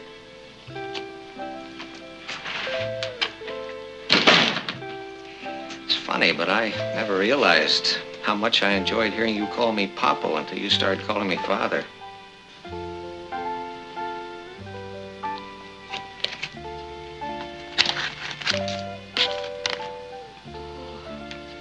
Beautiful. Why don't you read the card?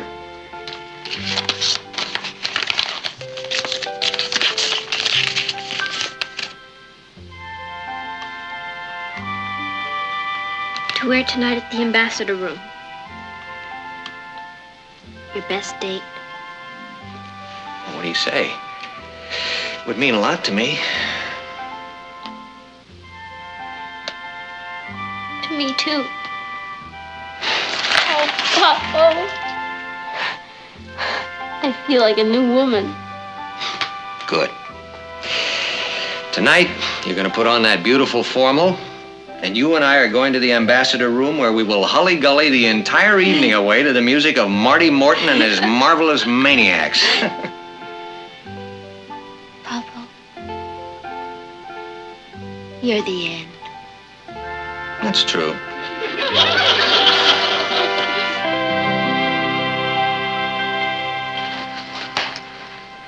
You know something?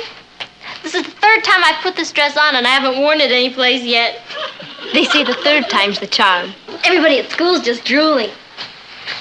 Imagine having a ringside table at the ambassador room. How the kids at school know about it? Patty's been on the phone for the last 5 hours. All the kids who were making snide remarks because Daddy didn't go to the school dance are choking on their words. They've only read about the ambassador room. I'm going there. I can just see the maitre d'. Ah, good evening, mademoiselle. Monsieur, have you a reservation? No? Oh, I'm so sorry. Ah. Un moment. Mademoiselle, are you not Miss Patty Lane? I saw you play Cleopatra at the Brooklyn Heights High School. It was nothing. Ah, you were magnifique. Oh, this is a very great honor. Allow me to give you and your escort a ringside table. Mama, this is the happiest night of my life. I'm sorry I acted like such a baby. I should have known Papa would make it up to me. This is 100 times better than any old school dance. Where's Papa? I think he's getting dressed. Oh, I guess I'm ready. I better go get him.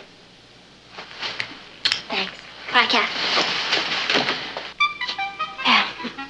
I'm glad everything turned out so well. So am I, but I wouldn't want to go through it again. Neither would I. How long ago did it start?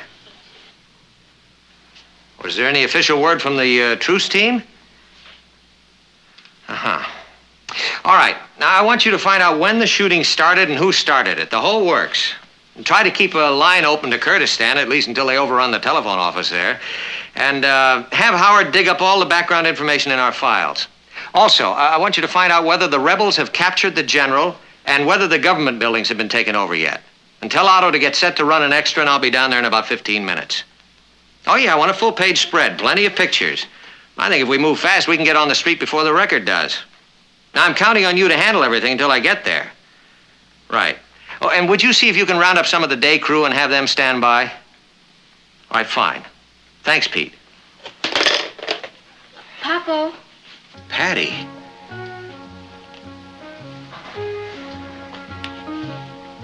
You're gonna hate me. Listen, honey. Papa, I can't go to the ambassador room with you tonight. What? You see, tonight's the night of the big basketball game, and I forgot all about it. I already have a date with Richard. You have a date. Please don't be too unhappy. Maybe we can go to the ambassador room another night. I just can't break my date with Richard. He turns into a regular green-eyed monster. Well, can't have anything like that happen, can we? All right, honey. Listen, as long as you're going out with Richard, maybe I'll take a run on down to the Chronicle for a little while. They might just need me down there. And, I'll see you later. Thanks, Papa. Bye. Bye.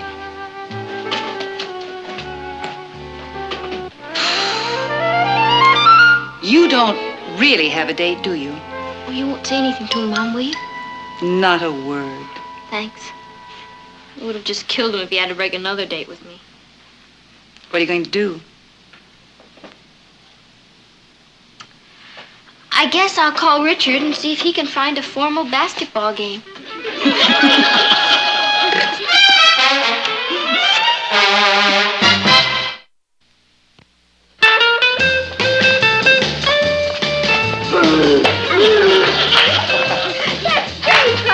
Oh, thanks, honey. Listen, I better check the stakes. Hey, how was that basketball game last night? Wonderful. Yes, it was a very exciting game. Who won? Brooklyn Heights High. It was a tie. I liked your story in the Chronicle, Martin. Oh, yeah, I wouldn't be surprised if we picked up a Pulitzer Prize for that. Wouldn't that be exciting? Yeah, that'd be great. I'll say, where'll we put it? I think maybe we just give it to Patty. Do you mean you knew about last night? I told you a newspaper man has pretty good instincts about people. Honey, I have a great idea. Tonight, why don't you put on your formal? We'll go on down. Oh, no.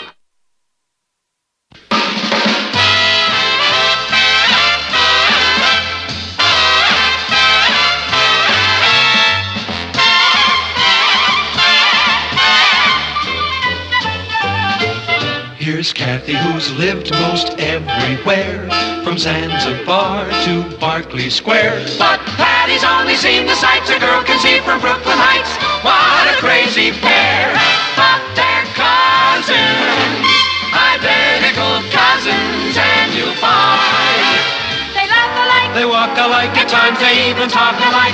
You can lose your mind when cousins are two of a kind. Everything comes downstairs, but nothing goes back up. Why am I stuck with it? Ross, you have got to learn to take things back up to your room, dear. You make us all look like messy livers. Messy livers. Sounds like a new dish. Okay, but what about Patty? She's the real living room litter. Oh, I'm ready to pull her over to the curb the minute she comes down the stairs. Is this enough? I'll need an escort to get me back to my home field. Kathy, I ran into one of your school teachers today, Miss McClintock. Huh? And she tells me she thinks you ought to be voted Student of the Year. And she thinks you will. That'd be wonderful. Well, you deserve it. Thank you, Aunt Natalie. We're all very proud of you. I'm not.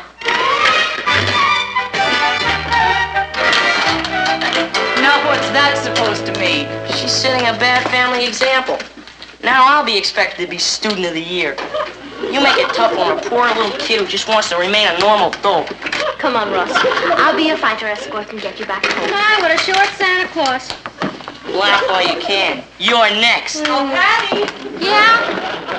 Oh, Mama, I can't take them up now. Richard is coming to pick me up. You know, you're improving, Patty. I am? You're thinking up excuses before I ask you to do something. Oh. Here, this just sort of floated down from your room. Mom, Richard really is coming to pick me up. I called first. You see? Honey, at least you can take the sun lamp up now. Mama, I like it there. You see, I use it to dry my hair while I'm on the telephone. And besides, it looks very nice there, like a regular lamp. If this were a barber shop, it might look like a regular lamp. Oh, honey, you can take these things up while you're standing here arguing about it. Mama, please, I have got to get to the shake shop to study. At the shake shop. Yeah, Rich and I always study at the shake shop. You wouldn't want me to flunk shake shop, would you?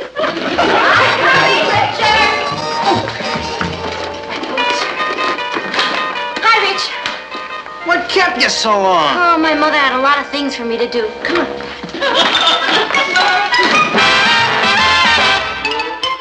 Meet Kathy, who's lived most everywhere, from Zanzibar to Berkeley Square. But Patty's only seen the sights a girl can see from Brooklyn Heights. What a crazy pair, but they're cousins, identical cousins all the way. One pair of matching bookends, different as night and day. Where Kathy adores a minuet, the ballet russe, and crepe Suzette. Our Patty loves to rock and roll, a hot dog makes her lose control. What a wild duet, still they're cousins, identical cousins, and you find they laugh alike, They walk alike, at times they even talk alike. You can lose your mind when cousins are two of a kind.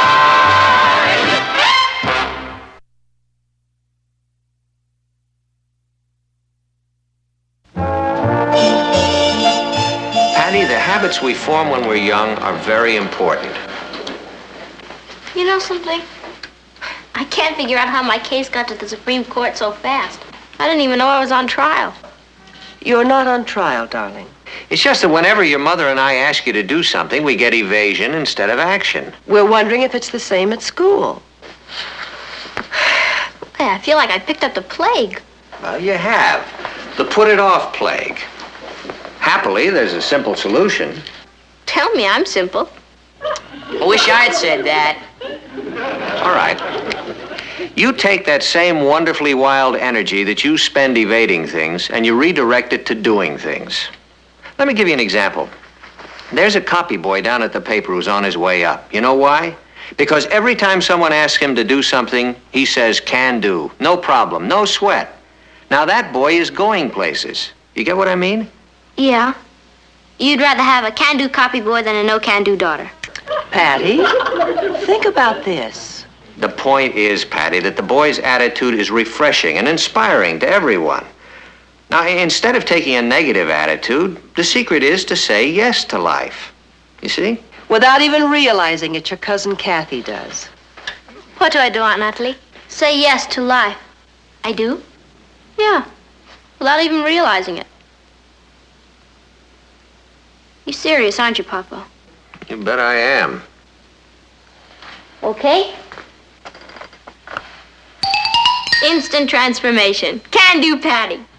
Good for you, darling. Now then, since this has turned into a family meeting... What meeting? The one you're in.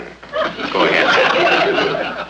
My women's club meets here Thursday, and I would like some help making the coffee cake. Can do.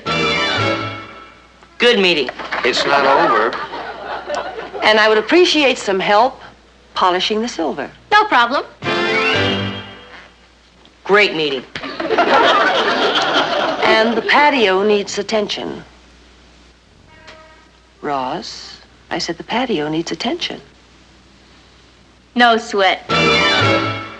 Oh, Patty, it's all right if the copy boy uses that expression, but, Oh, okay, Papa.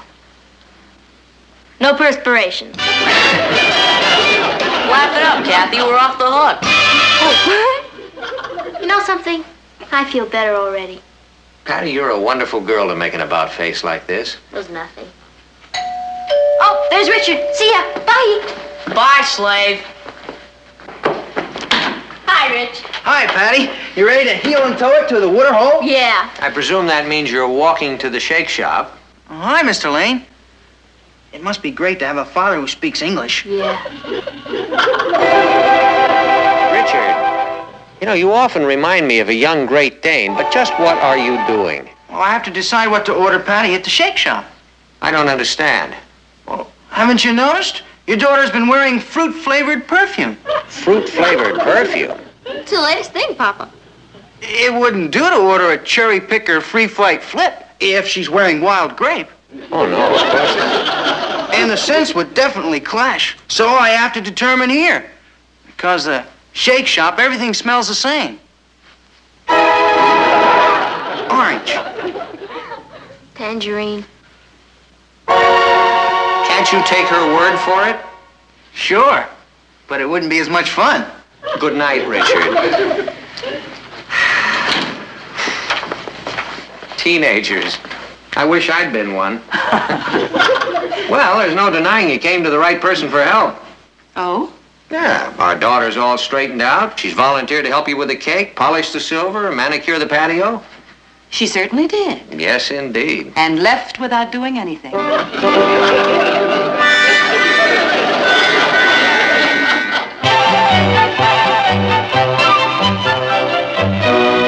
As your advisor, I have called this meeting to select a new treasurer. Arthur, as you know, has enlisted. Of course, if anybody would like to volunteer... Can do. You, Patty? You really want to volunteer for this job? No problem. Well, unfortunately, Arthur was a little bit behind in his dues collections and postings, billings, banking. Well, Arthur was effective on the football field, but as a financier, you sure you want to volunteer for this job? No perspiration. No more. Thank you, Miss McClintock. Excuse me. Yeah. Here you go, Rich. Excuse me, Patty, but that was you that volunteered just a minute ago, wasn't it? Certainly was. You volunteered for drudgery? That's right. The secret is to say yes to life, Alice. Do it sometime. Makes you feel good inside. Come on, Rich.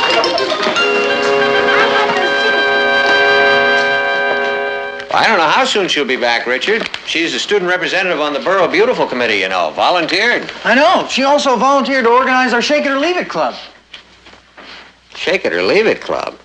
I'm afraid to ask what that is. Well, it's a dance club, Mr. Lane. We're going to hold our meetings at the Shake Shop. Hello, Richard.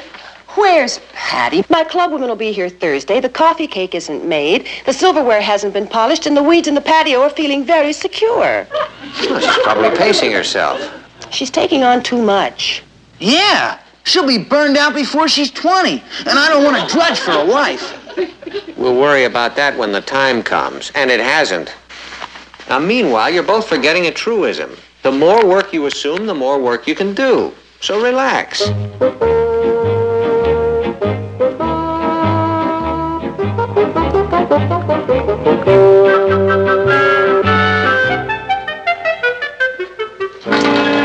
If this is tiring you, Richard. Oh, it isn't that, Mrs. Lane. It's that I haven't had much sleep lately. Those committees are killing me. Committees? Yeah. Patty sets it up, and I carry out the work. I must have been up to 11 o'clock last night ringing doorbells. Was she ringing doorbells? No, she's too busy. Busy doing what? Well, you know, being the brains. That shouldn't take her too long. Where is everybody? Hello? I'm home. Hey, look at all of you. Hello, darling. Home is where the weeds are growing. Huh? Well, why don't you relax with us, Mr. Lane? Relax. This has to be against the child labor law. Ask your sister. I think she volunteered to write the original law. So where is she? Search me. Is there a neighborhood volunteer fire department? She may have joined that. Don't forget this. Well, now, just a minute. You should not be doing Patty's work for her. Can anybody around here say no? It's pretty hard to say no to her, Mr. Lane. You know how Patty is when she flies. She's marching along, conquering the world like Alexander the Great. And it's up to us peasants to execute for the great executor. Well, let's all remember an old truism. The more work you assume, the more work you can do. Look, Natalie, do you think it's a good idea for me to bend over weeding like that? I mean, my sacroiliac might pop. Oh, I don't think it'll pop. Think positive. You know, can do. Well, Patty's really doing a great job. We mustn't discourage her. I mean, we wouldn't want to break her spirit now that she's learning how to assume obligations. Would we?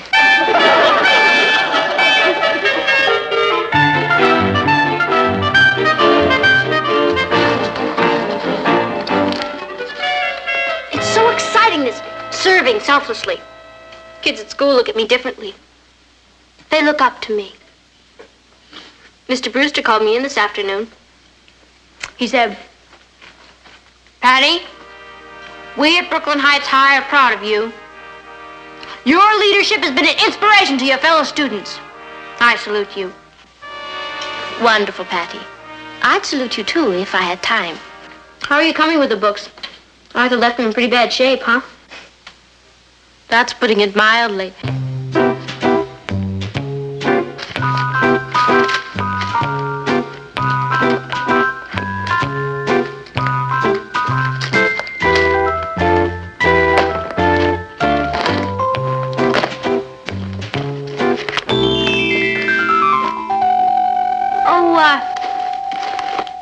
Mr. Brewster also said, Patty, you keep going at this rate, and you could be the first woman president of the United States. I believe it, especially if they change the voting procedure so you can just volunteer. President Patty Lane. Maybe I should make it Patricia. Patty's a little informal. Anything you say, Madam President. President Patricia Lane. PL tells the nation. PL calls a conference of the United Planets. PL saves the universe. You are the most modest president the colonies have ever had. I'll never change, Kath. I'll never forget you, my dear, devoted cousin. I'll make you Secretary of the Treasury. Thank you, no. Secretary of Labor? That's a little more like it. And Richard? Richard. Dear, devoted Richard. First Lady? Kathy, I love you. You know something? I must love you, too. You know, Kath, it's really nice having you studying down here with us. Thank you. It gets kind of lonely up in our room with Patty gone all the time. I hear when she runs out of local projects, she's gonna call a meeting on the moon. They'll elect her Miss Looney. She's wonderful. Hi, group. Just thought I'd drop by on my way to another meeting. When are you here? You're president of the Musicians Union. No. We just came from the shake shop, and there's a campaign to vote me Student of the Year tomorrow. Student of the Year? Hey, Natalie, did you hear that? Oh, yes. Yes, I did. It's like a regular ground surge. The kids think Patty's the most. Can do this, can do that. I don't think there's anything they think she can. Mr. Lane, aren't you feeling well? Oh, sure. I stand up fine, see? Congratulations, Patty. Thanks, Papa. Oh. You've opened up a whole rich new life for me. A life of milling masses, stumbling aimlessly, looking for a leader. Well, off to the cheerleaders awards meeting. You leaving so soon? I thought maybe you'd stay long enough to meet the family. Well, we who have so much to give must put aside our personal life and give. What do you know? Student of the Year. Isn't that wonderful? I think I'll take a walk to the library. There's a book I need. Excuse me. What did I say?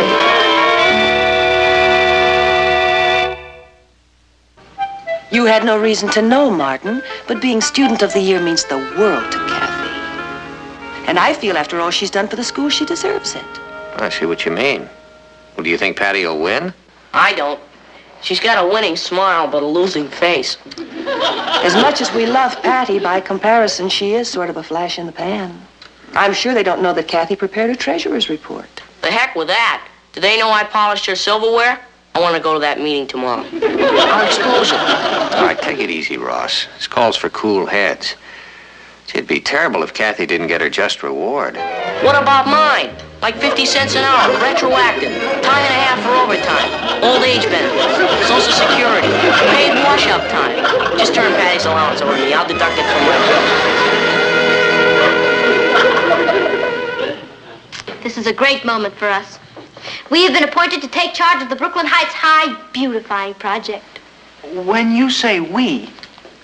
I mean all of us. Well, sure, I am chairman of the committee, but it's as I told the principal this morning. But I can't do it without all of you, the workers. What do we have to do exactly? Clean up the school grounds? Clean up the school grounds? Yes. Now, don't think of it as a civic duty. Think of it as a civic pleasure. Brooklyn Heights High is going to be the most beautiful school in the country. And I'm going to see to it that each and every one of you gets his own personal inspection kit. Thank you very much, ladies and gentlemen. I have another meeting.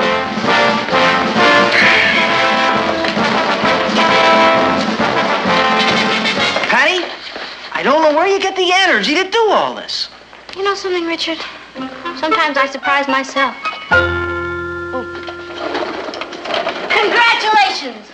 We have been selected to make Christmas presents for the juvenile delinquents at Danville Reformatory. Who selected us? I did. Oh, come on, that's a big opportunity for us. Now, Mr. Roberts said we could use the school workshop. That means you can work Saturdays, Sundays, and evenings. Oh. Now, where is your school spirit? Hop to it!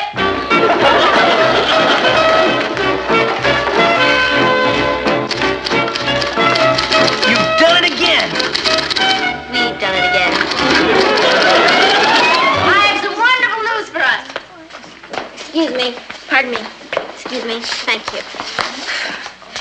We have just been appointed to march with the Volunteer Fire Department of Brooklyn Heights in a Columbus Day parade.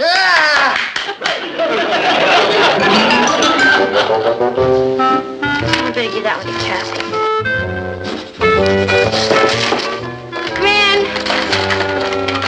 You busy, honey? I'm never too busy for you, Papa. What do you want done? Well, I don't want anything done. I just wanted to talk to you. Oh, then I am a little busy.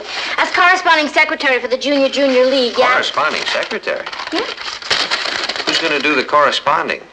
Well, I'm going to take the notes, and then Kathy said she wouldn't mind writing a few letters and addressing them for me, and she types much faster than I do. Patty, you're marvelous. You know, sometimes I think of you as a beautiful, spirited, high-flying kite. Okay, I'm a kite, but I'm also a corresponding secretary. See ya. Way out, Kite. Way up there on a thrilling ride. But you know, you're asking a lot of other people to keep you flying. You're serious, aren't you? Yes, I am. I'd like to reel you in just a little bit and see if your perspective doesn't change. Okay. Reel me in. The kids at school are all looking up to you these days. Why? Why do you think they're looking up to you, huh? Well, I'm not very good as a talking kite. Well, I think it's because you've taken on a lot of jobs that they don't want to get involved in. You've become a problem broker. You got a reputation, a wonderful reputation as a doer, and that's good. The only thing is that a lot of people who love you have been doing the doing. Now, one of them sleeps right here in this room, and I'm afraid she's going to be crying herself to sleep tomorrow night. Kathy? Mm-hmm. Why would she be crying? Well, because she's been looking forward to being Student of the Year. She has? That's what you told your mother. Oh, boy. It seems that being picked as Student of the Year means as much to her as, Being first woman president of the United States means to me. No. Well, I guess that election will have to wait a while, huh?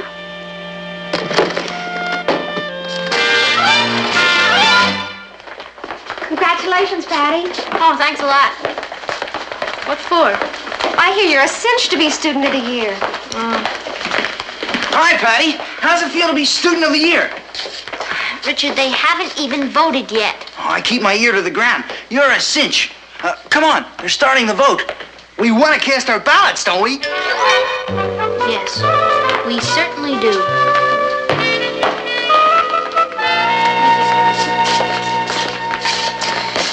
Where's Kathy? Oh, she didn't feel too well this morning. She wasn't sure if she could make it to school or not. It's too bad. She should be here to see you elected. Yeah. Would you all be seated, please? Now, before we open our books, we're going to cast our votes for Student of the Year. Patty Lane! Mr. May I say a few words, please?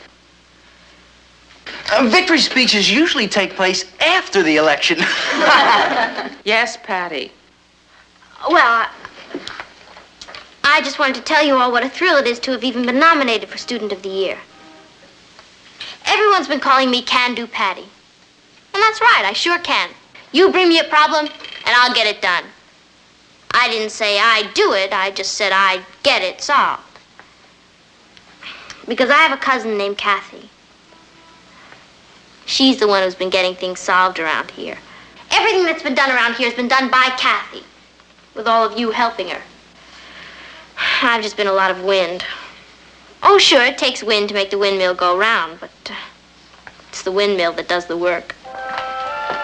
Good morning, Kathy. Oh, good morning, Mr. Murchison. Aren't you late for class? Well, they're having the voting for the Student of the Year. Well, go on in. And I thought I'd wait until it was... Go on.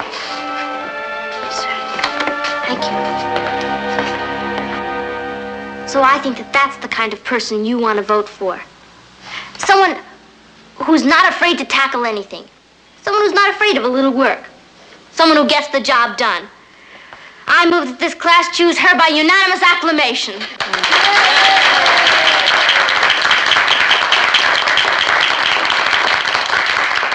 Well, it is passed unanimously. Is there anything you'd like to say, Kathy? No, Miss McClintock. Except that I believe the class has made a very wise choice. What did I say? You just made your acceptance speech, Kathy.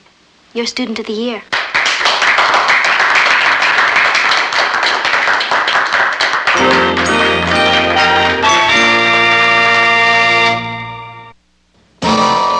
Hi, Richard. I guess you heard the news. Yeah, Kathy told us. I wish you would have heard Patty. You sure would have been proud of her. I've always been proud of her, Richard. She just had that class in the palm of her hand. I wish she'd occupy the palms of her hands with something a little more practical, like the dishes, for instance. There must be 1,000 of them out there. Well, wouldn't your club women volunteer? Well, they aren't expected to. Well, where's Patty? We gotta make the scene at the Waterhole. We're having a meeting of the Shake It or Leave It Club. I wish I could join you. Actually, I haven't seen her for the last hour or so. Good heavens! What now?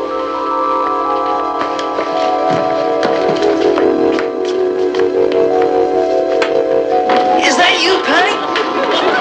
Yeah, that's me. Can do, Patty.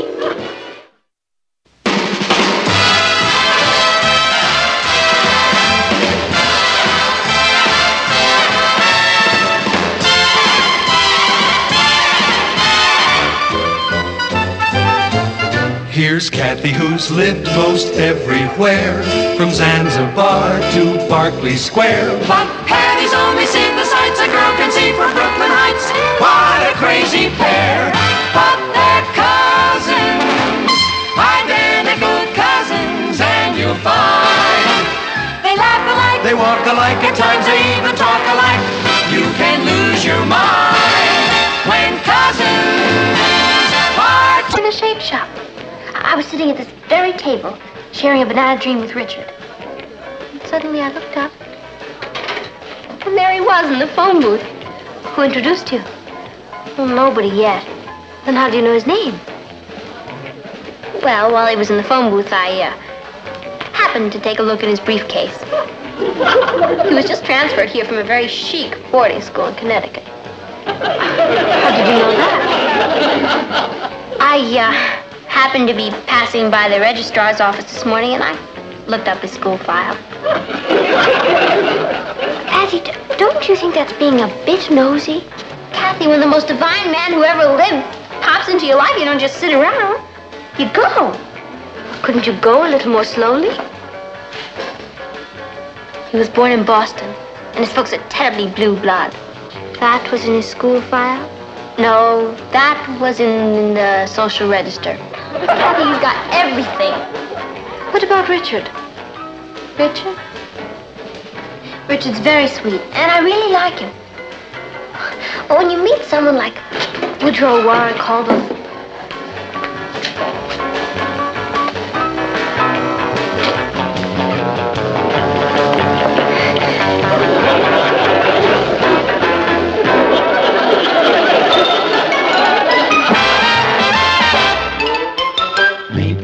who's lived most everywhere, from Zanzibar to Berkeley Square. But Patty's only seen the sights a girl can see from Brooklyn Heights. What a crazy pair. But they're cousins, identical cousins all the way.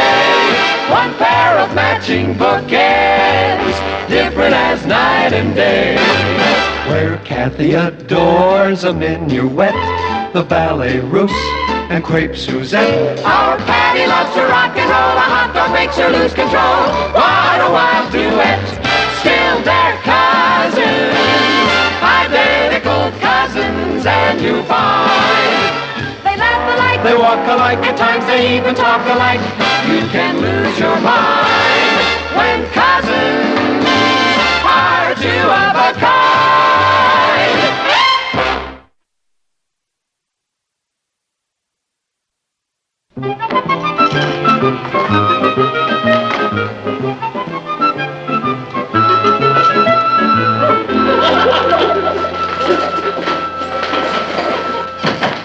Hello there. They said the feature editor of the Bugle wanted to do a story on me. I'm Woody Caldwell.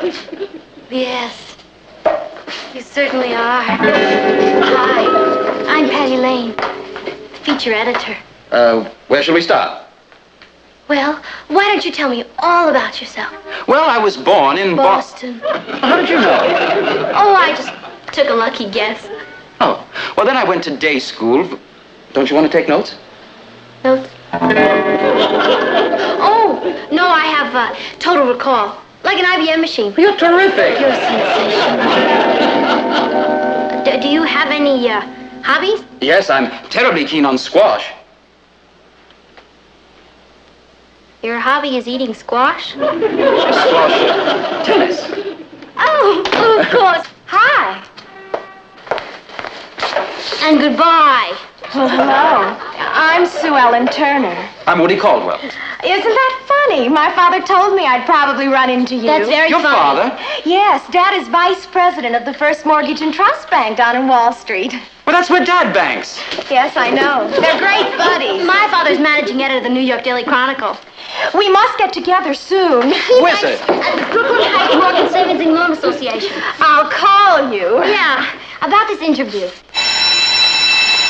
I'm afraid I have to make a class. Oh, Bye. bye. What a charming boy. Well, I saw him first, so forget it. You? Yes? My dear child, there's only one girl in this entire school with the wealth, background, and social position worthy of Woodrow Warren Caldwell III. And you're looking at her. Excuse me. Let me get this straight, Patty. You want me to tell you all about our ancestors, huh? That's right. Who were the Lanes, Papa? What did they do? Well, they were mostly... Patty, why this sudden interest in genealogy? What's something I've always wondered about? Huh? Well, I can tell you one thing about them. You can be very proud of your forebears. I can? Oh, yeah. They've all been good, decent, hard-working people. That's all? Wasn't that enough? Oh, sure, Papa, but... Well, weren't any of them, like, famous or distinguished or noble? Well, let's see now. Well, it was old Joshua Lane of Brattleboro. There was? Yeah. He founded the first general store in Vermont. A storekeeper. And then there was Lieutenant Noah Lane, who fought in the Civil War. A war hero? Yeah. He was one of the first Union officers to be captured. Captured? Oh, you mean in a gallant stand against the foe? No, actually, it was in the retreat from the Battle of Bull Run. Martin, you can spare these slacks, can't you? Yeah, I think so. They look like they belong to Ross. Hey, Mama, you're not going to give away my green sweater. Oh, well, you never wear it, dear. I know, but it's my favorite one. Now, Patty, surely you're not going to begrudge an old sweater to the Salvation Army. Oh, not the Salvation Army. We've a new neighbor who's starting a thrift shop. Mrs. Caldwell. Oh, okay, I guess if it's for charity. Did you say Mrs. Caldwell? That's right. Mrs. Woodrow Warren Caldwell? The second was on the crest on her stationery. Oh, she can have my sweater. She can have everything I've got. Well, that's very generous of you, darling. Martin, can you drop these things off on your way downtown tomorrow? Oh, that's all right, Papa. I'll deliver them to her. Well, thanks. Well, it's the least I can do for the deserving poor. I'll go see if I can round anything else up. Bye. Well, what do you suppose came over her? Mrs. Woodrow Warren Caldwell II, obviously. Who is she? Terribly rich and social, I gather. Well, I'll bet. I'll also bet she has a son named Woodrow Warren Caldwell III.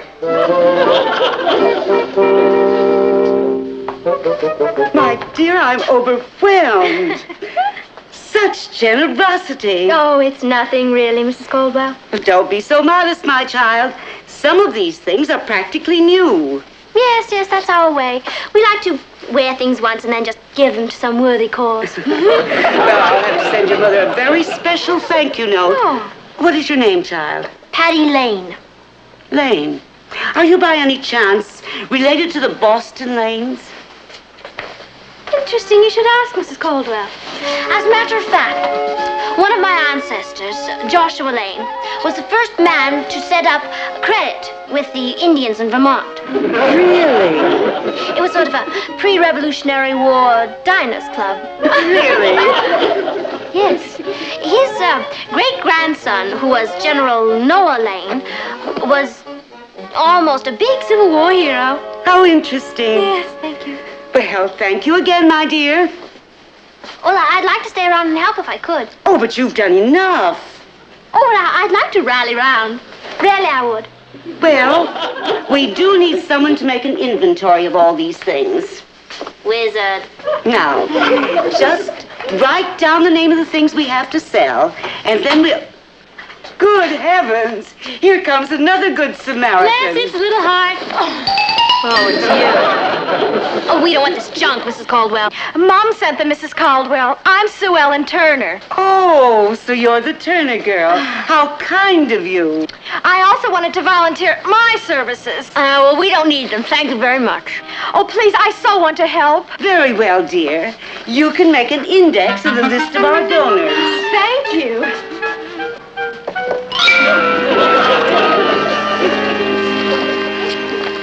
My, what dedication. Social climber. Copycat? Upstart. Phony? Girls, look who dropped by. This is my son, Woodrow. Hi. Woody, would you be a lamb and drive over to Mrs. Montague's? She's donating a lovely old desk. Yes, Mother. Well, it's a little large. I wonder if you can manage it yourself. I'll go. Let me help. Well, that's what I call esprit de corps. Patty. Yes. You better finish the inventory. You go, Sue Ellen. Yes, Mrs. Caldwell. Shall we press on, darling? I'll give you the address. I haven't been able to get a hold of you all week. What's the matter with you? Nothing, Richard. And you're never in when I phone you. And you don't call back. Patty, is there somebody else? Now, whatever gave you a ridiculous idea like that? Of course not. Excuse me. Hello? Hi. Hi. Woody? Who's Woody? Mom wondered if you could come tonight and help address envelopes. Tonight? That's right. To your house? Wizard, Woody.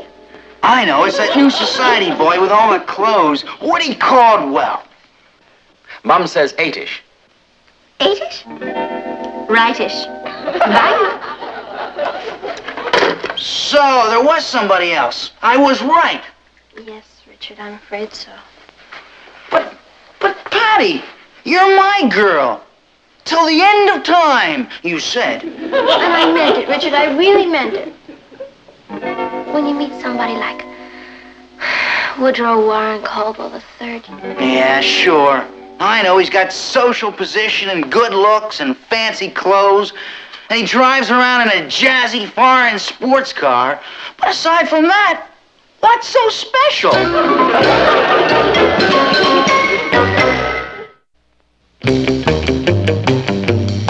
I'm telling you straight, Caldwell. Stay away from my girl.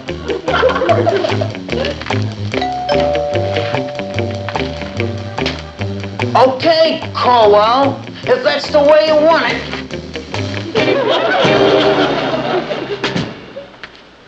Sorry, old boy, but you asked for it.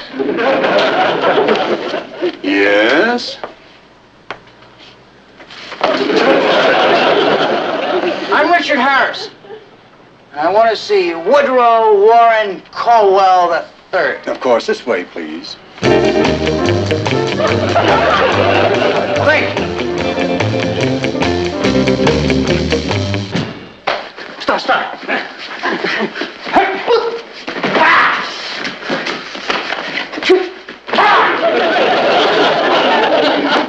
Hi, fella. What can I do for you?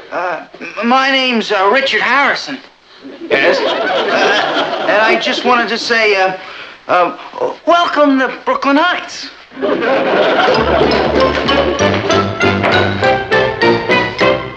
Sis, on your feet. You're invited to a party. Open my mail again, fiend! It was dressed for the family from Sue Ellen's folks. Sue Ellen? Mr. and Mrs. George Turner request the pleasure of your company at a fundraising party for the Caldwell Thrift Shop. Oh, that's Sue Ellen. She'll stop at nothing. Patty, what does that mean? Black tie? Black tie. Oh, no. What's the matter? That means it's a formal party and I don't have anything to wear.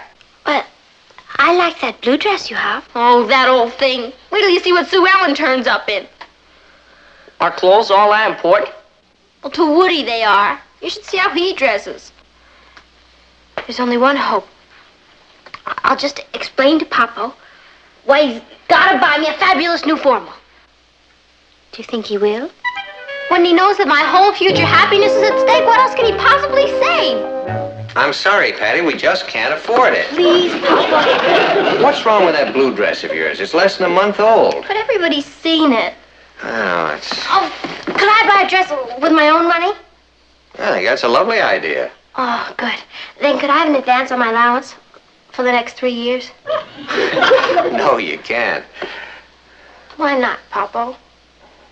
Because you're growing up, honey, and I think it's time you learn to live within your own means. Yes, sir. Well, at least I'll never need any more clothes. Why? Because I'll never be able to show my face in this town again.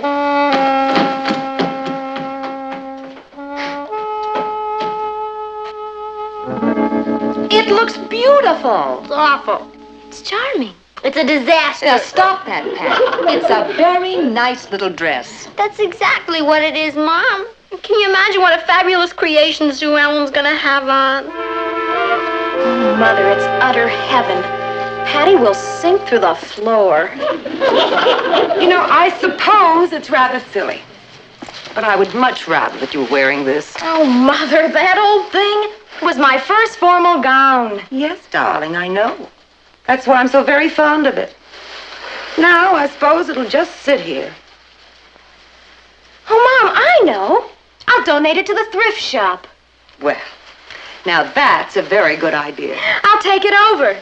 Who knows? Maybe some poor deserving girl can use it.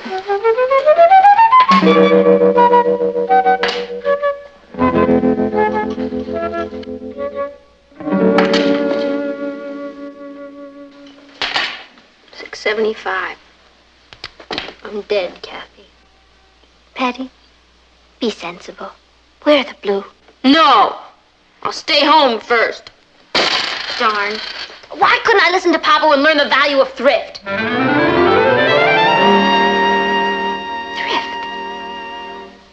That's it. I'll go to the thrift shop. I'm sure to find a gown there. An evening gown? Well, sure. Mrs. Caldwell's rich friends donate all kinds of things. Come on, Kathy. Take out some of the money. It's me. It is lovely. You're lucky. It came in just a little while ago. Oh? It's just about my size, too. How much is it?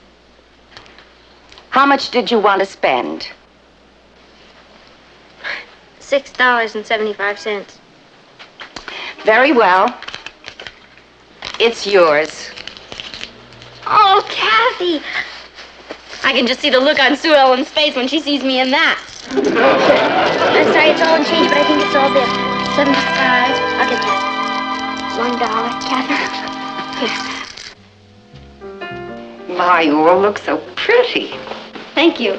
Well, they should. They've been getting dressed since Tuesday. Oh, Miss Sue Ellen. Hi there. Sue Ellen, what a beautiful gown. Oh, thank you. I can't wait to see yours. Oh, yeah, as soon as I fix my hair a little bit. Oh, Patty, the room back there. Thank you. Come on, Kathy. Excuse us.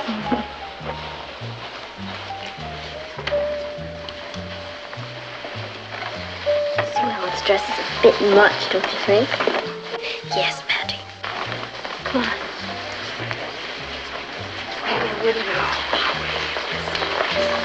You know, that's typical, though. Just like this picture gallery of her. After all, it is her house. Yeah, but...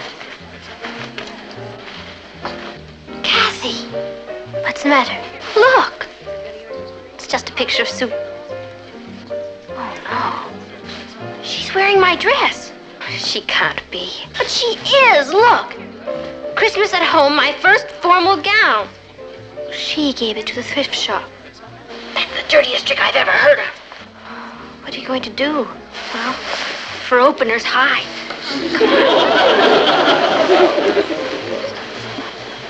Yes, Patty's been a tower of strength to us in the thrift shop. Where is she? Oh, she's primping, I imagine. She may never show up. Sounds like Woody.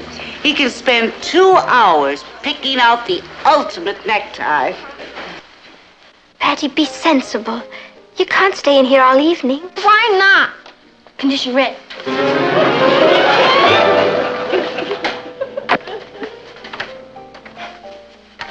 Where's Patty? She's, fixing her hair. Oh. Oh, fussy old Mrs. Montague insists I hang this.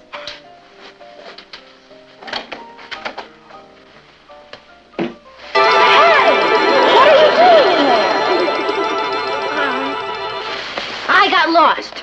Oh, well, let me take your coat. Oh, no, that's all right. I'd like to keep it really slow.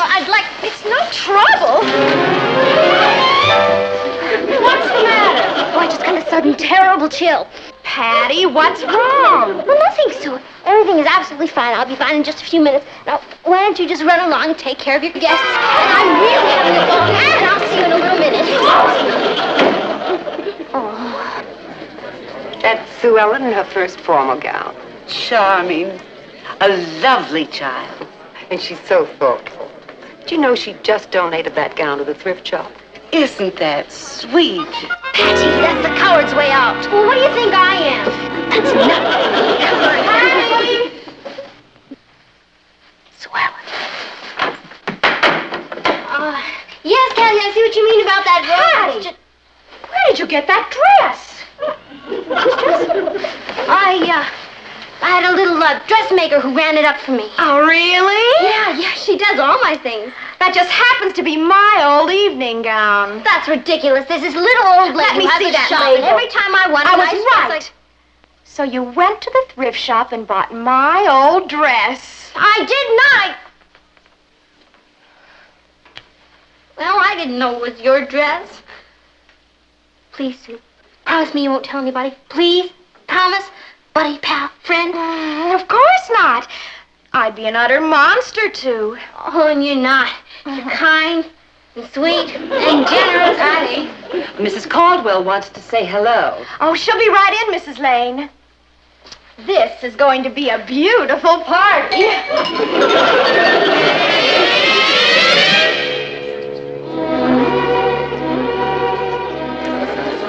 Here's Patty.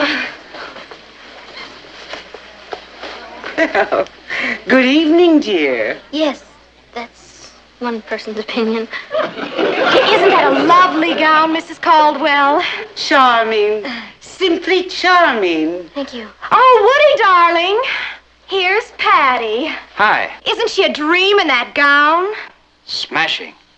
Oh, look who just came in. Speaking of this dress, the most amusing coincidence. Patty is wearing what we call the classic young lady's evening gown. I am? Of course. I imagine you have one too, haven't you, dear? Yes, Mrs. Caldwell. As a matter of fact. Yes, I see you have. You know, I have 3 nieces with all the identical evening gowns, exactly the same. All 3 of them? Why, of course. Every well-dressed young girl does wear one. But... Oh, I think the band is starting up again. Woody, you haven't danced with Patty yet. Righto. What say, old girl? Wizard, Woody.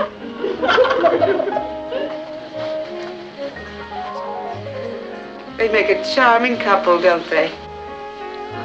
Yes. Don't they?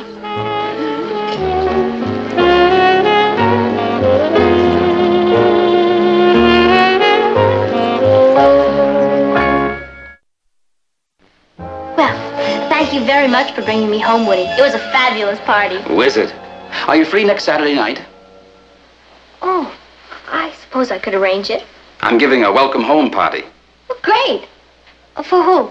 Ella Fortescue. She just returned from Paris. Who is Ella Fortescue? My girl.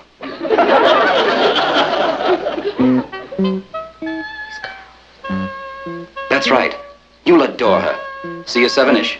Bye. Bye-ish.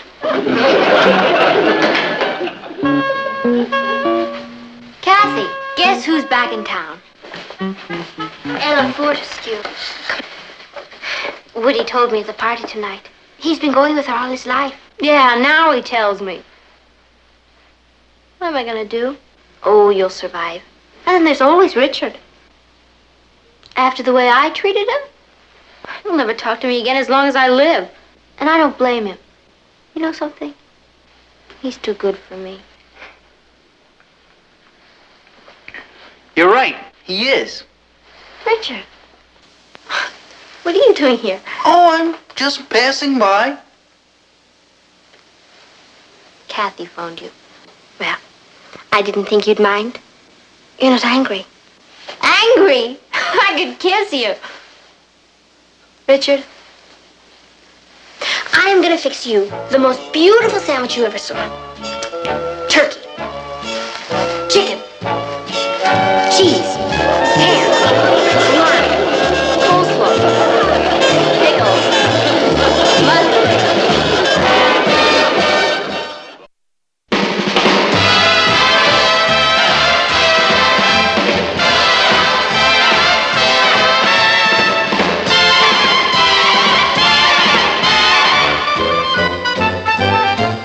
Here's Kathy, who's lived most everywhere, from Zanzibar to Berkeley Square. But Patty's only seen the sights a girl can see from Brooklyn Heights. What a crazy pair, but they're cousins, identical cousins, and you'll find they laugh alike, they walk alike, at times they even talk alike. You can lose your mind when cousins part.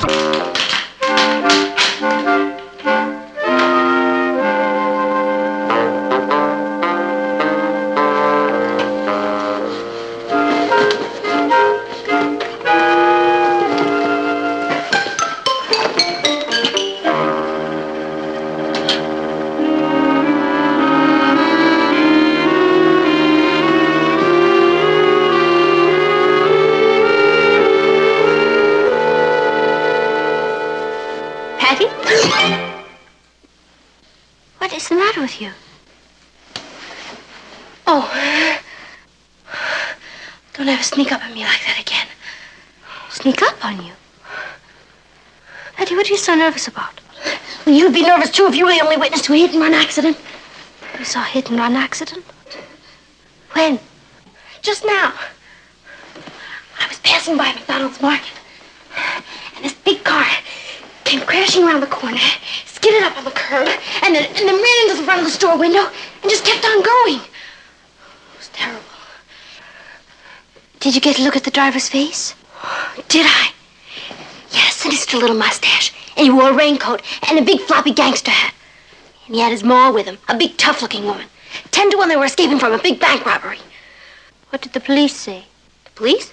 When you reported the accident. Reported? Kathy, are you out of your mind? Do you want me to wind up in a sack of cement on the bottom of the East River? I'm not going to get involved in this. Patty, you are involved. It's your duty to tell the police what you saw. That's my second duty. My first duty is to stay alive. Look, Kathy, I know how these gangsters operate. The first thing they do is rub out the witness. I'm too young to be rubbed out. All I have to do is keep quiet. Nobody saw me. And if I keep my mouth shut, there's no way they can find out that I saw them. Or that I was even at the scene of the crime.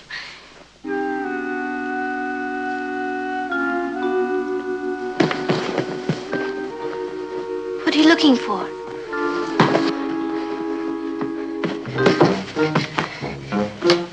You know that gold bracelet I got for Christmas? The one with my initials on it? Yes.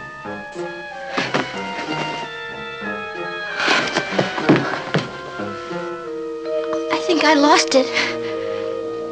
At the scene of the crime.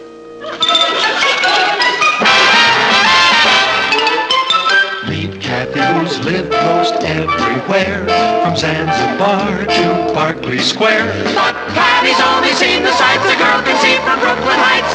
What a crazy pair, but they're cousins, identical cousins all the way. One pair of matching bookends, different as night and day.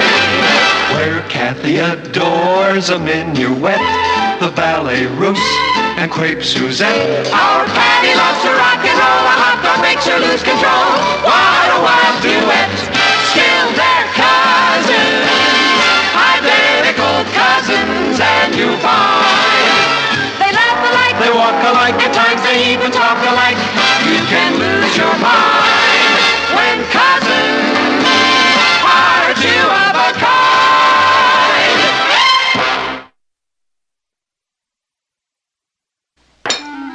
Say, isn't Patty gonna have any lunch? She says she's not hungry. She all right? With Patty, how can you tell? She sure seems nervous. I came up behind her this morning and said good morning, and she jumped 10 feet.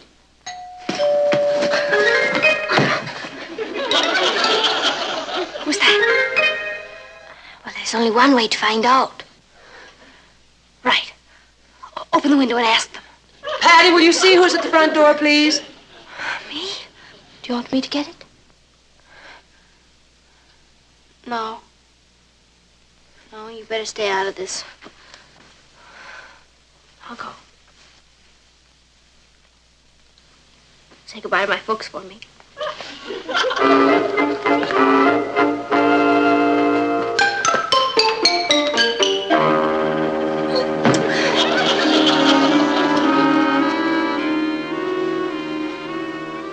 Mr. McDonald. Good morning, Patty. Good morning. I found your bracelet in front of my store, so I thought I'd drop by and return it to you. Not my bracelet. It's got your initials on it. P.L. Well, there are a lot of PLs in the world that belong to Prudence Lewis or Paula Lomax or Penelope Lufthaven. I haven't been near... your store, Mr. McDonald, so I couldn't have dropped my bracelet there. Good morning, Mr. McDonald. Oh, good morning, Mrs. Lane. Mr. Lane? Mr. McDonald? Excuse me for barging in like this, but I found this bracelet and I Where's thought... Patty's bracelet? What do you know? Oh, where did you find it, Mr. McDonald? In front of my store. Well, it was very nice of you to bring it over here. Oh, yeah. You have no idea what you've done for me. Excuse me. Excuse me. We were just having some coffee. Won't you join us? Thanks, but I've got to get over to the hospital to see my daughter. What happened to her? A 9-pound baby. She had it just this morning. Well, congratulations, Mr. McDonald. She barely made the hospital in time. My idiot son-in-law was coming by the store to pick me up, and he was so nervous he skidded the car right into the store window. My daughter almost had the baby right there. But he kept going on right to the hospital. Is she all right now? Oh, fine. Everything's fine. Well, goodbye. Bye-bye. Bye-bye. Yeah, it was very nice of him. Yes, he's a nice man. You know, it's odd that Patty didn't mention losing her bracelet. Yeah. She didn't even recognize it when she saw it.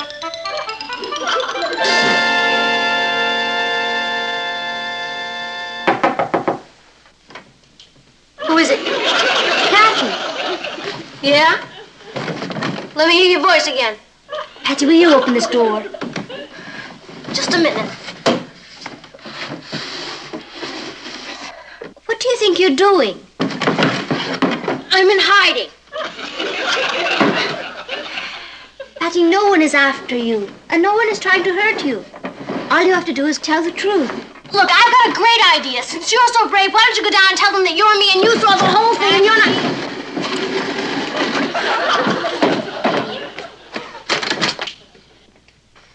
You'll go? Yeah. Kathy, promise me something? Of course. If anything happens to me, marry Richard. I couldn't stand it if Sue Ellen got him. Hattie, nothing is going to happen to you. There may be a little publicity, but it won't last long. It'll all be over in no time. Now, I was supposed to meet Eddie at the library, but I'll have Ross tell him I'll see him later. Then I'll go with you to find Officer Melnick, and after you've told him what you've seen, then we can meet Eddie and Richard and go to the shake shop, or perhaps go to a movie. Publicity? Well, yes, the papers may pick up the story. You mean like Fearless teenager defies killer. Patty, you don't know that he's a killer. Ha! You didn't see his face. That sneaky little mustache, those black beady eyes. I'll be all over the front pages. I'm a natural-born heroine. You're a natural-born nut. Patty, this is merely a case of a hit-and-run accident where the front of a market was damaged. It is not going to make international headlines. No? Wait till they catch the mob behind you who robbed the bank and then wounded a bank guard in a running gun battle. You did see the driver's face. Would I make up a thing like that? No, I suppose not. Let's go. I don't want to miss the late edition.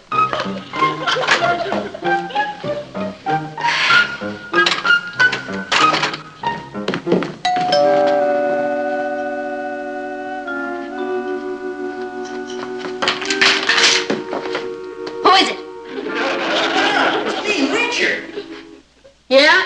Do you have any identification? Patty, for heaven's sake. Well, I can't be too careful.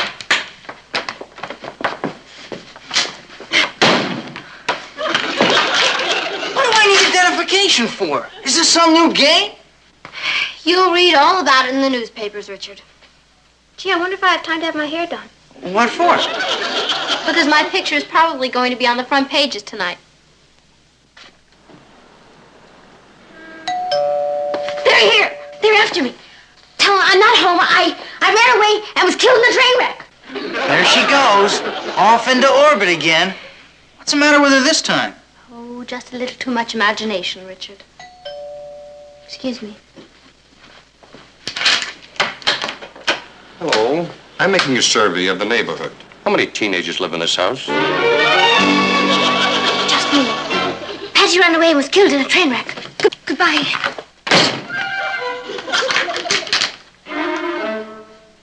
Patty was telling the truth. She is in danger. In danger? Patty! Patty! Patty?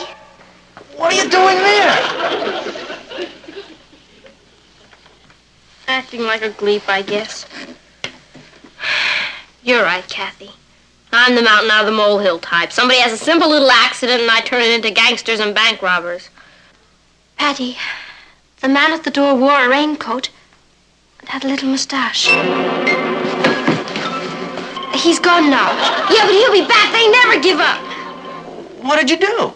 I saw an accident. It was a hit and run. Patty was the only witness. Well, you can't spend the rest of your life behind the drapes.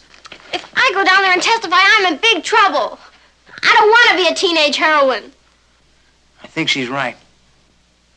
I'll do whatever you think, Kath. Oh, Patty, I don't want to take that responsibility.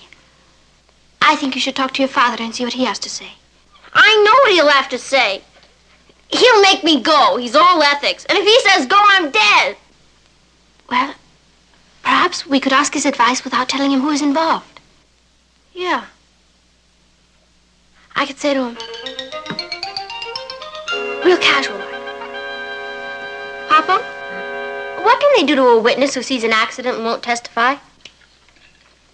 Well, that all depends, Patty. No one can force anyone to admit that he or she, that he saw something that happened. But on the other hand, there is a moral obligation involved. People have a responsibility toward one another.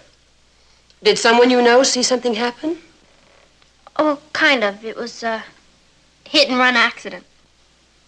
Well, then he has a duty to come forward and tell about it. What kind of a person is he? Coward. That sounds like Richard. It isn't Richard. Well, whoever he is, he's going to have to live with himself. Oh, he doesn't mind that. As long as he lives. Remember the Moorhead case? That little old lady who witnessed a holdup in a candy shop? No. What happened to her? She testified, and the next day they fished her out of the river. Oh. Mom? Do you think I could go visit Aunt Pauline in Denver? Patty, you have to tell your mother and father what is going on. I can't. I'd be putting them in danger. This is my problem, and I've got to solve it alone. No, you don't. What do you mean? Do you know what you suggested before about my Pretending that I'm you and going down there? Yeah. I'll do it. Kathy, you're one of the greats. Thanks, but I can't let you do that. Don't you worry about me. The mob has never been up against Patty Lane before.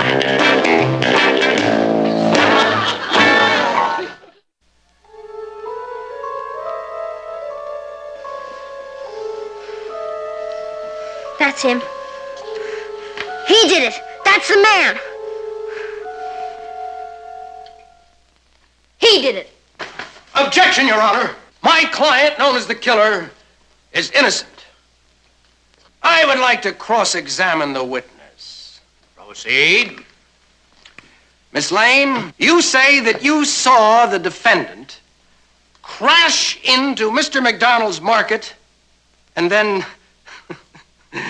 make his escape. Yes, sir, I certainly did. Do you realize how dangerous it is to identify one of the mob? I'm exceptionally brave. There's still time to back out. You could visit your Aunt Pauline in Denver. No, sir. It is my duty as a citizen to go through with this. What if they gave you a new white evening dress with matching bag? I'll not be bribed.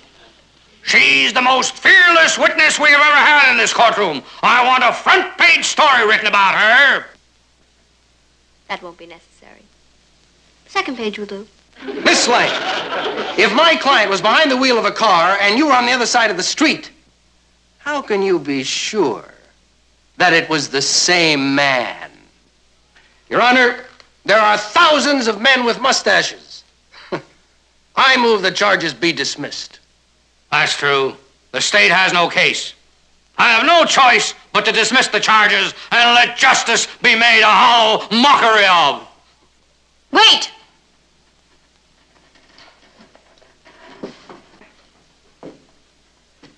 I did not identify the killer by his mustache. How did you identify him?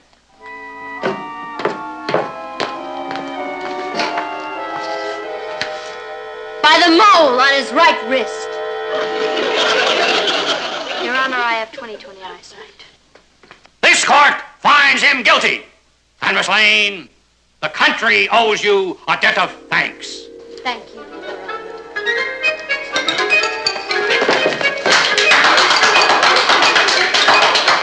Let this be a lesson to the mob. You? Thank you. Thank you. Read all about it in the newspaper. It's a touching story of a natural-born heroine.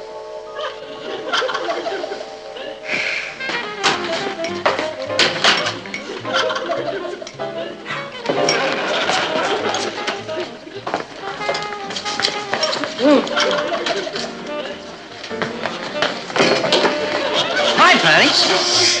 I'm incognito. I went by the market. Yeah? A lot of detectives swarming around? I didn't see any. Please, playing it cool. I found a story about a bank robbery. Yeah? Where? In the Chronicle. No, where did it happen? On Hastings Street. That's right near the market. I knew it. According to the story, the robber escaped on foot. Where are you going? Home to get under the covers.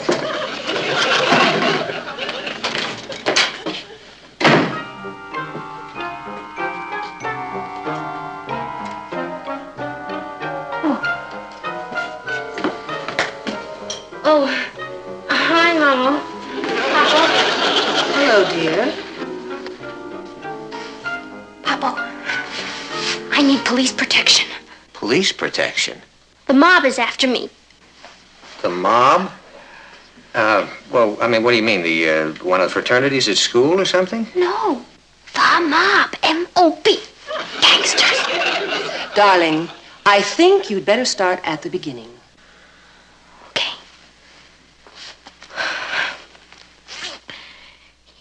You know that friend I told you about who witnessed the accident? Yeah. That was no friend. That was me. Patty, what was it you saw? The bank robber who crashed into McDonald's market. Patty, what makes you think he was a bank robber?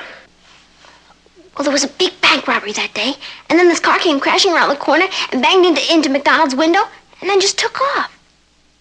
Now, what reason would any honest citizen have for leaving the scene of an accident? I can think of one. Patty, was there a woman in the car with him? His ma.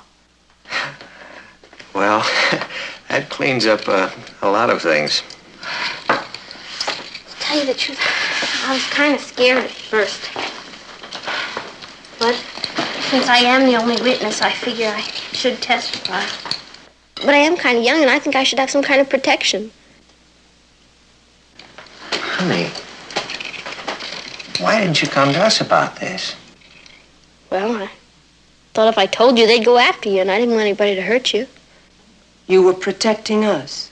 Yeah. Oh, Patty. Listen, you don't have anything to worry about. Let me explain. The man who ran into the front of the store was Mr. McDonald's son-in-law. His wife was going to have a baby. That's why he was in such a hurry to leave the scene of the accident. He had to get her to the hospital. He wasn't a bank robber. No. And all this time I've been brave for nothing. I don't think bravery's ever really wasted. One day it'll come in handy. I feel like an idiot. Aw. I'll get it. As long as I've come out of hiding.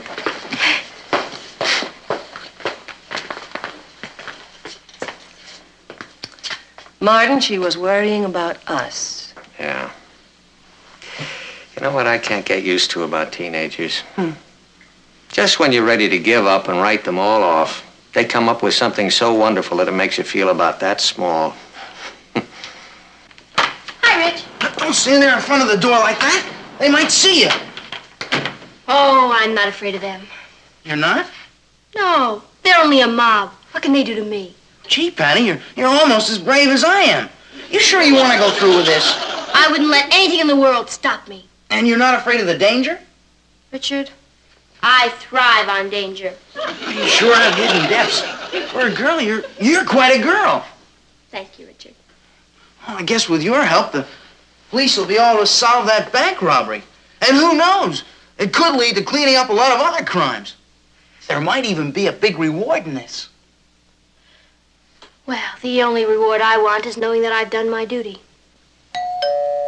Oh, excuse me. It might be safe. Oh, why don't you let me get it? Richard, if they're coming for me, they're coming for me. Relax.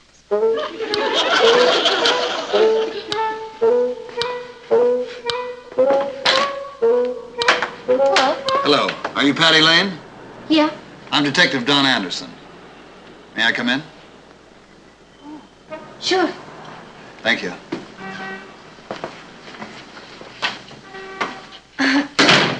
Right this way. Thanks. Oh, this is Richard Harrison. Detective Anderson. You people don't lose any time, do you? What can I do for you, Detective? Well, I'm checking out a rumor that you might have seen an accident in the neighborhood. And don't say anything that might prove fatal, Patty. It's all right. You mean the McDonald case? That's right. Oh, won't you sit down? Thank you. Yes, I saw the whole thing. I was just saying to Mr. Harrison, what good is a witness unless he testifies? Wasn't I, Mr. Harrison? Yeah, that's what Miss Lane was saying. At the time the car hit the store, did you happen to notice a man walk past with a paper sack under his arm? Yeah. I remember thinking that the car was going to hit him if he didn't get out of the way. Poor man, he must have been pretty scared. He ran like a rabbit. Would you be able to identify him if you saw him again? Yeah, I think so. He was a little man. With kind of a round face and a funny chin. Why? That's the man who held up the Brooklyn Heights Bank.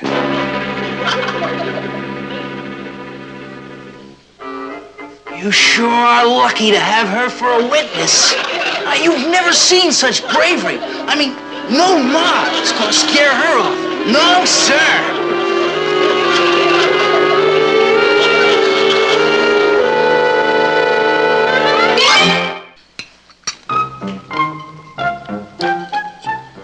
Isn't it wonderful that they caught the bank robber? Kathy, read that part about me again. Patty, I've read it 4 times. I like to hear it. It isn't often you get to bask in the limelight. All right.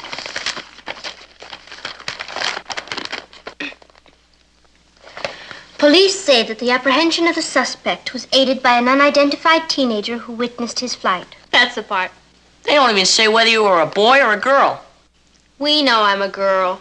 Good morning, everybody. Hi, Rich. Did you see the paper? You're famous. Oh, it was nothing.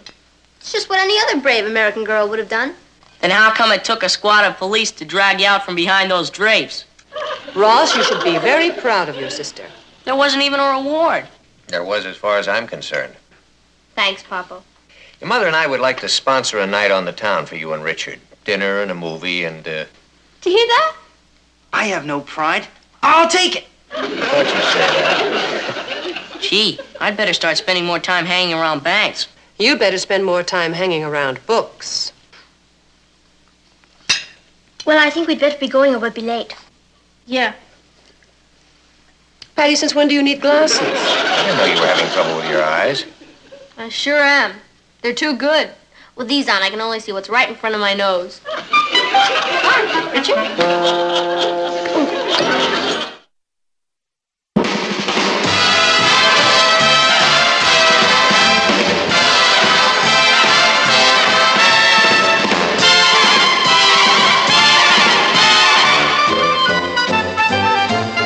Here's Kathy, who's lived most everywhere, from Zanzibar to Berkeley Square. But Patty's only seen the sights a girl can see from Brooklyn Heights.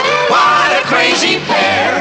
But they're cousins, identical cousins, and you'll find they laugh alike, They walk alike, at times they even talk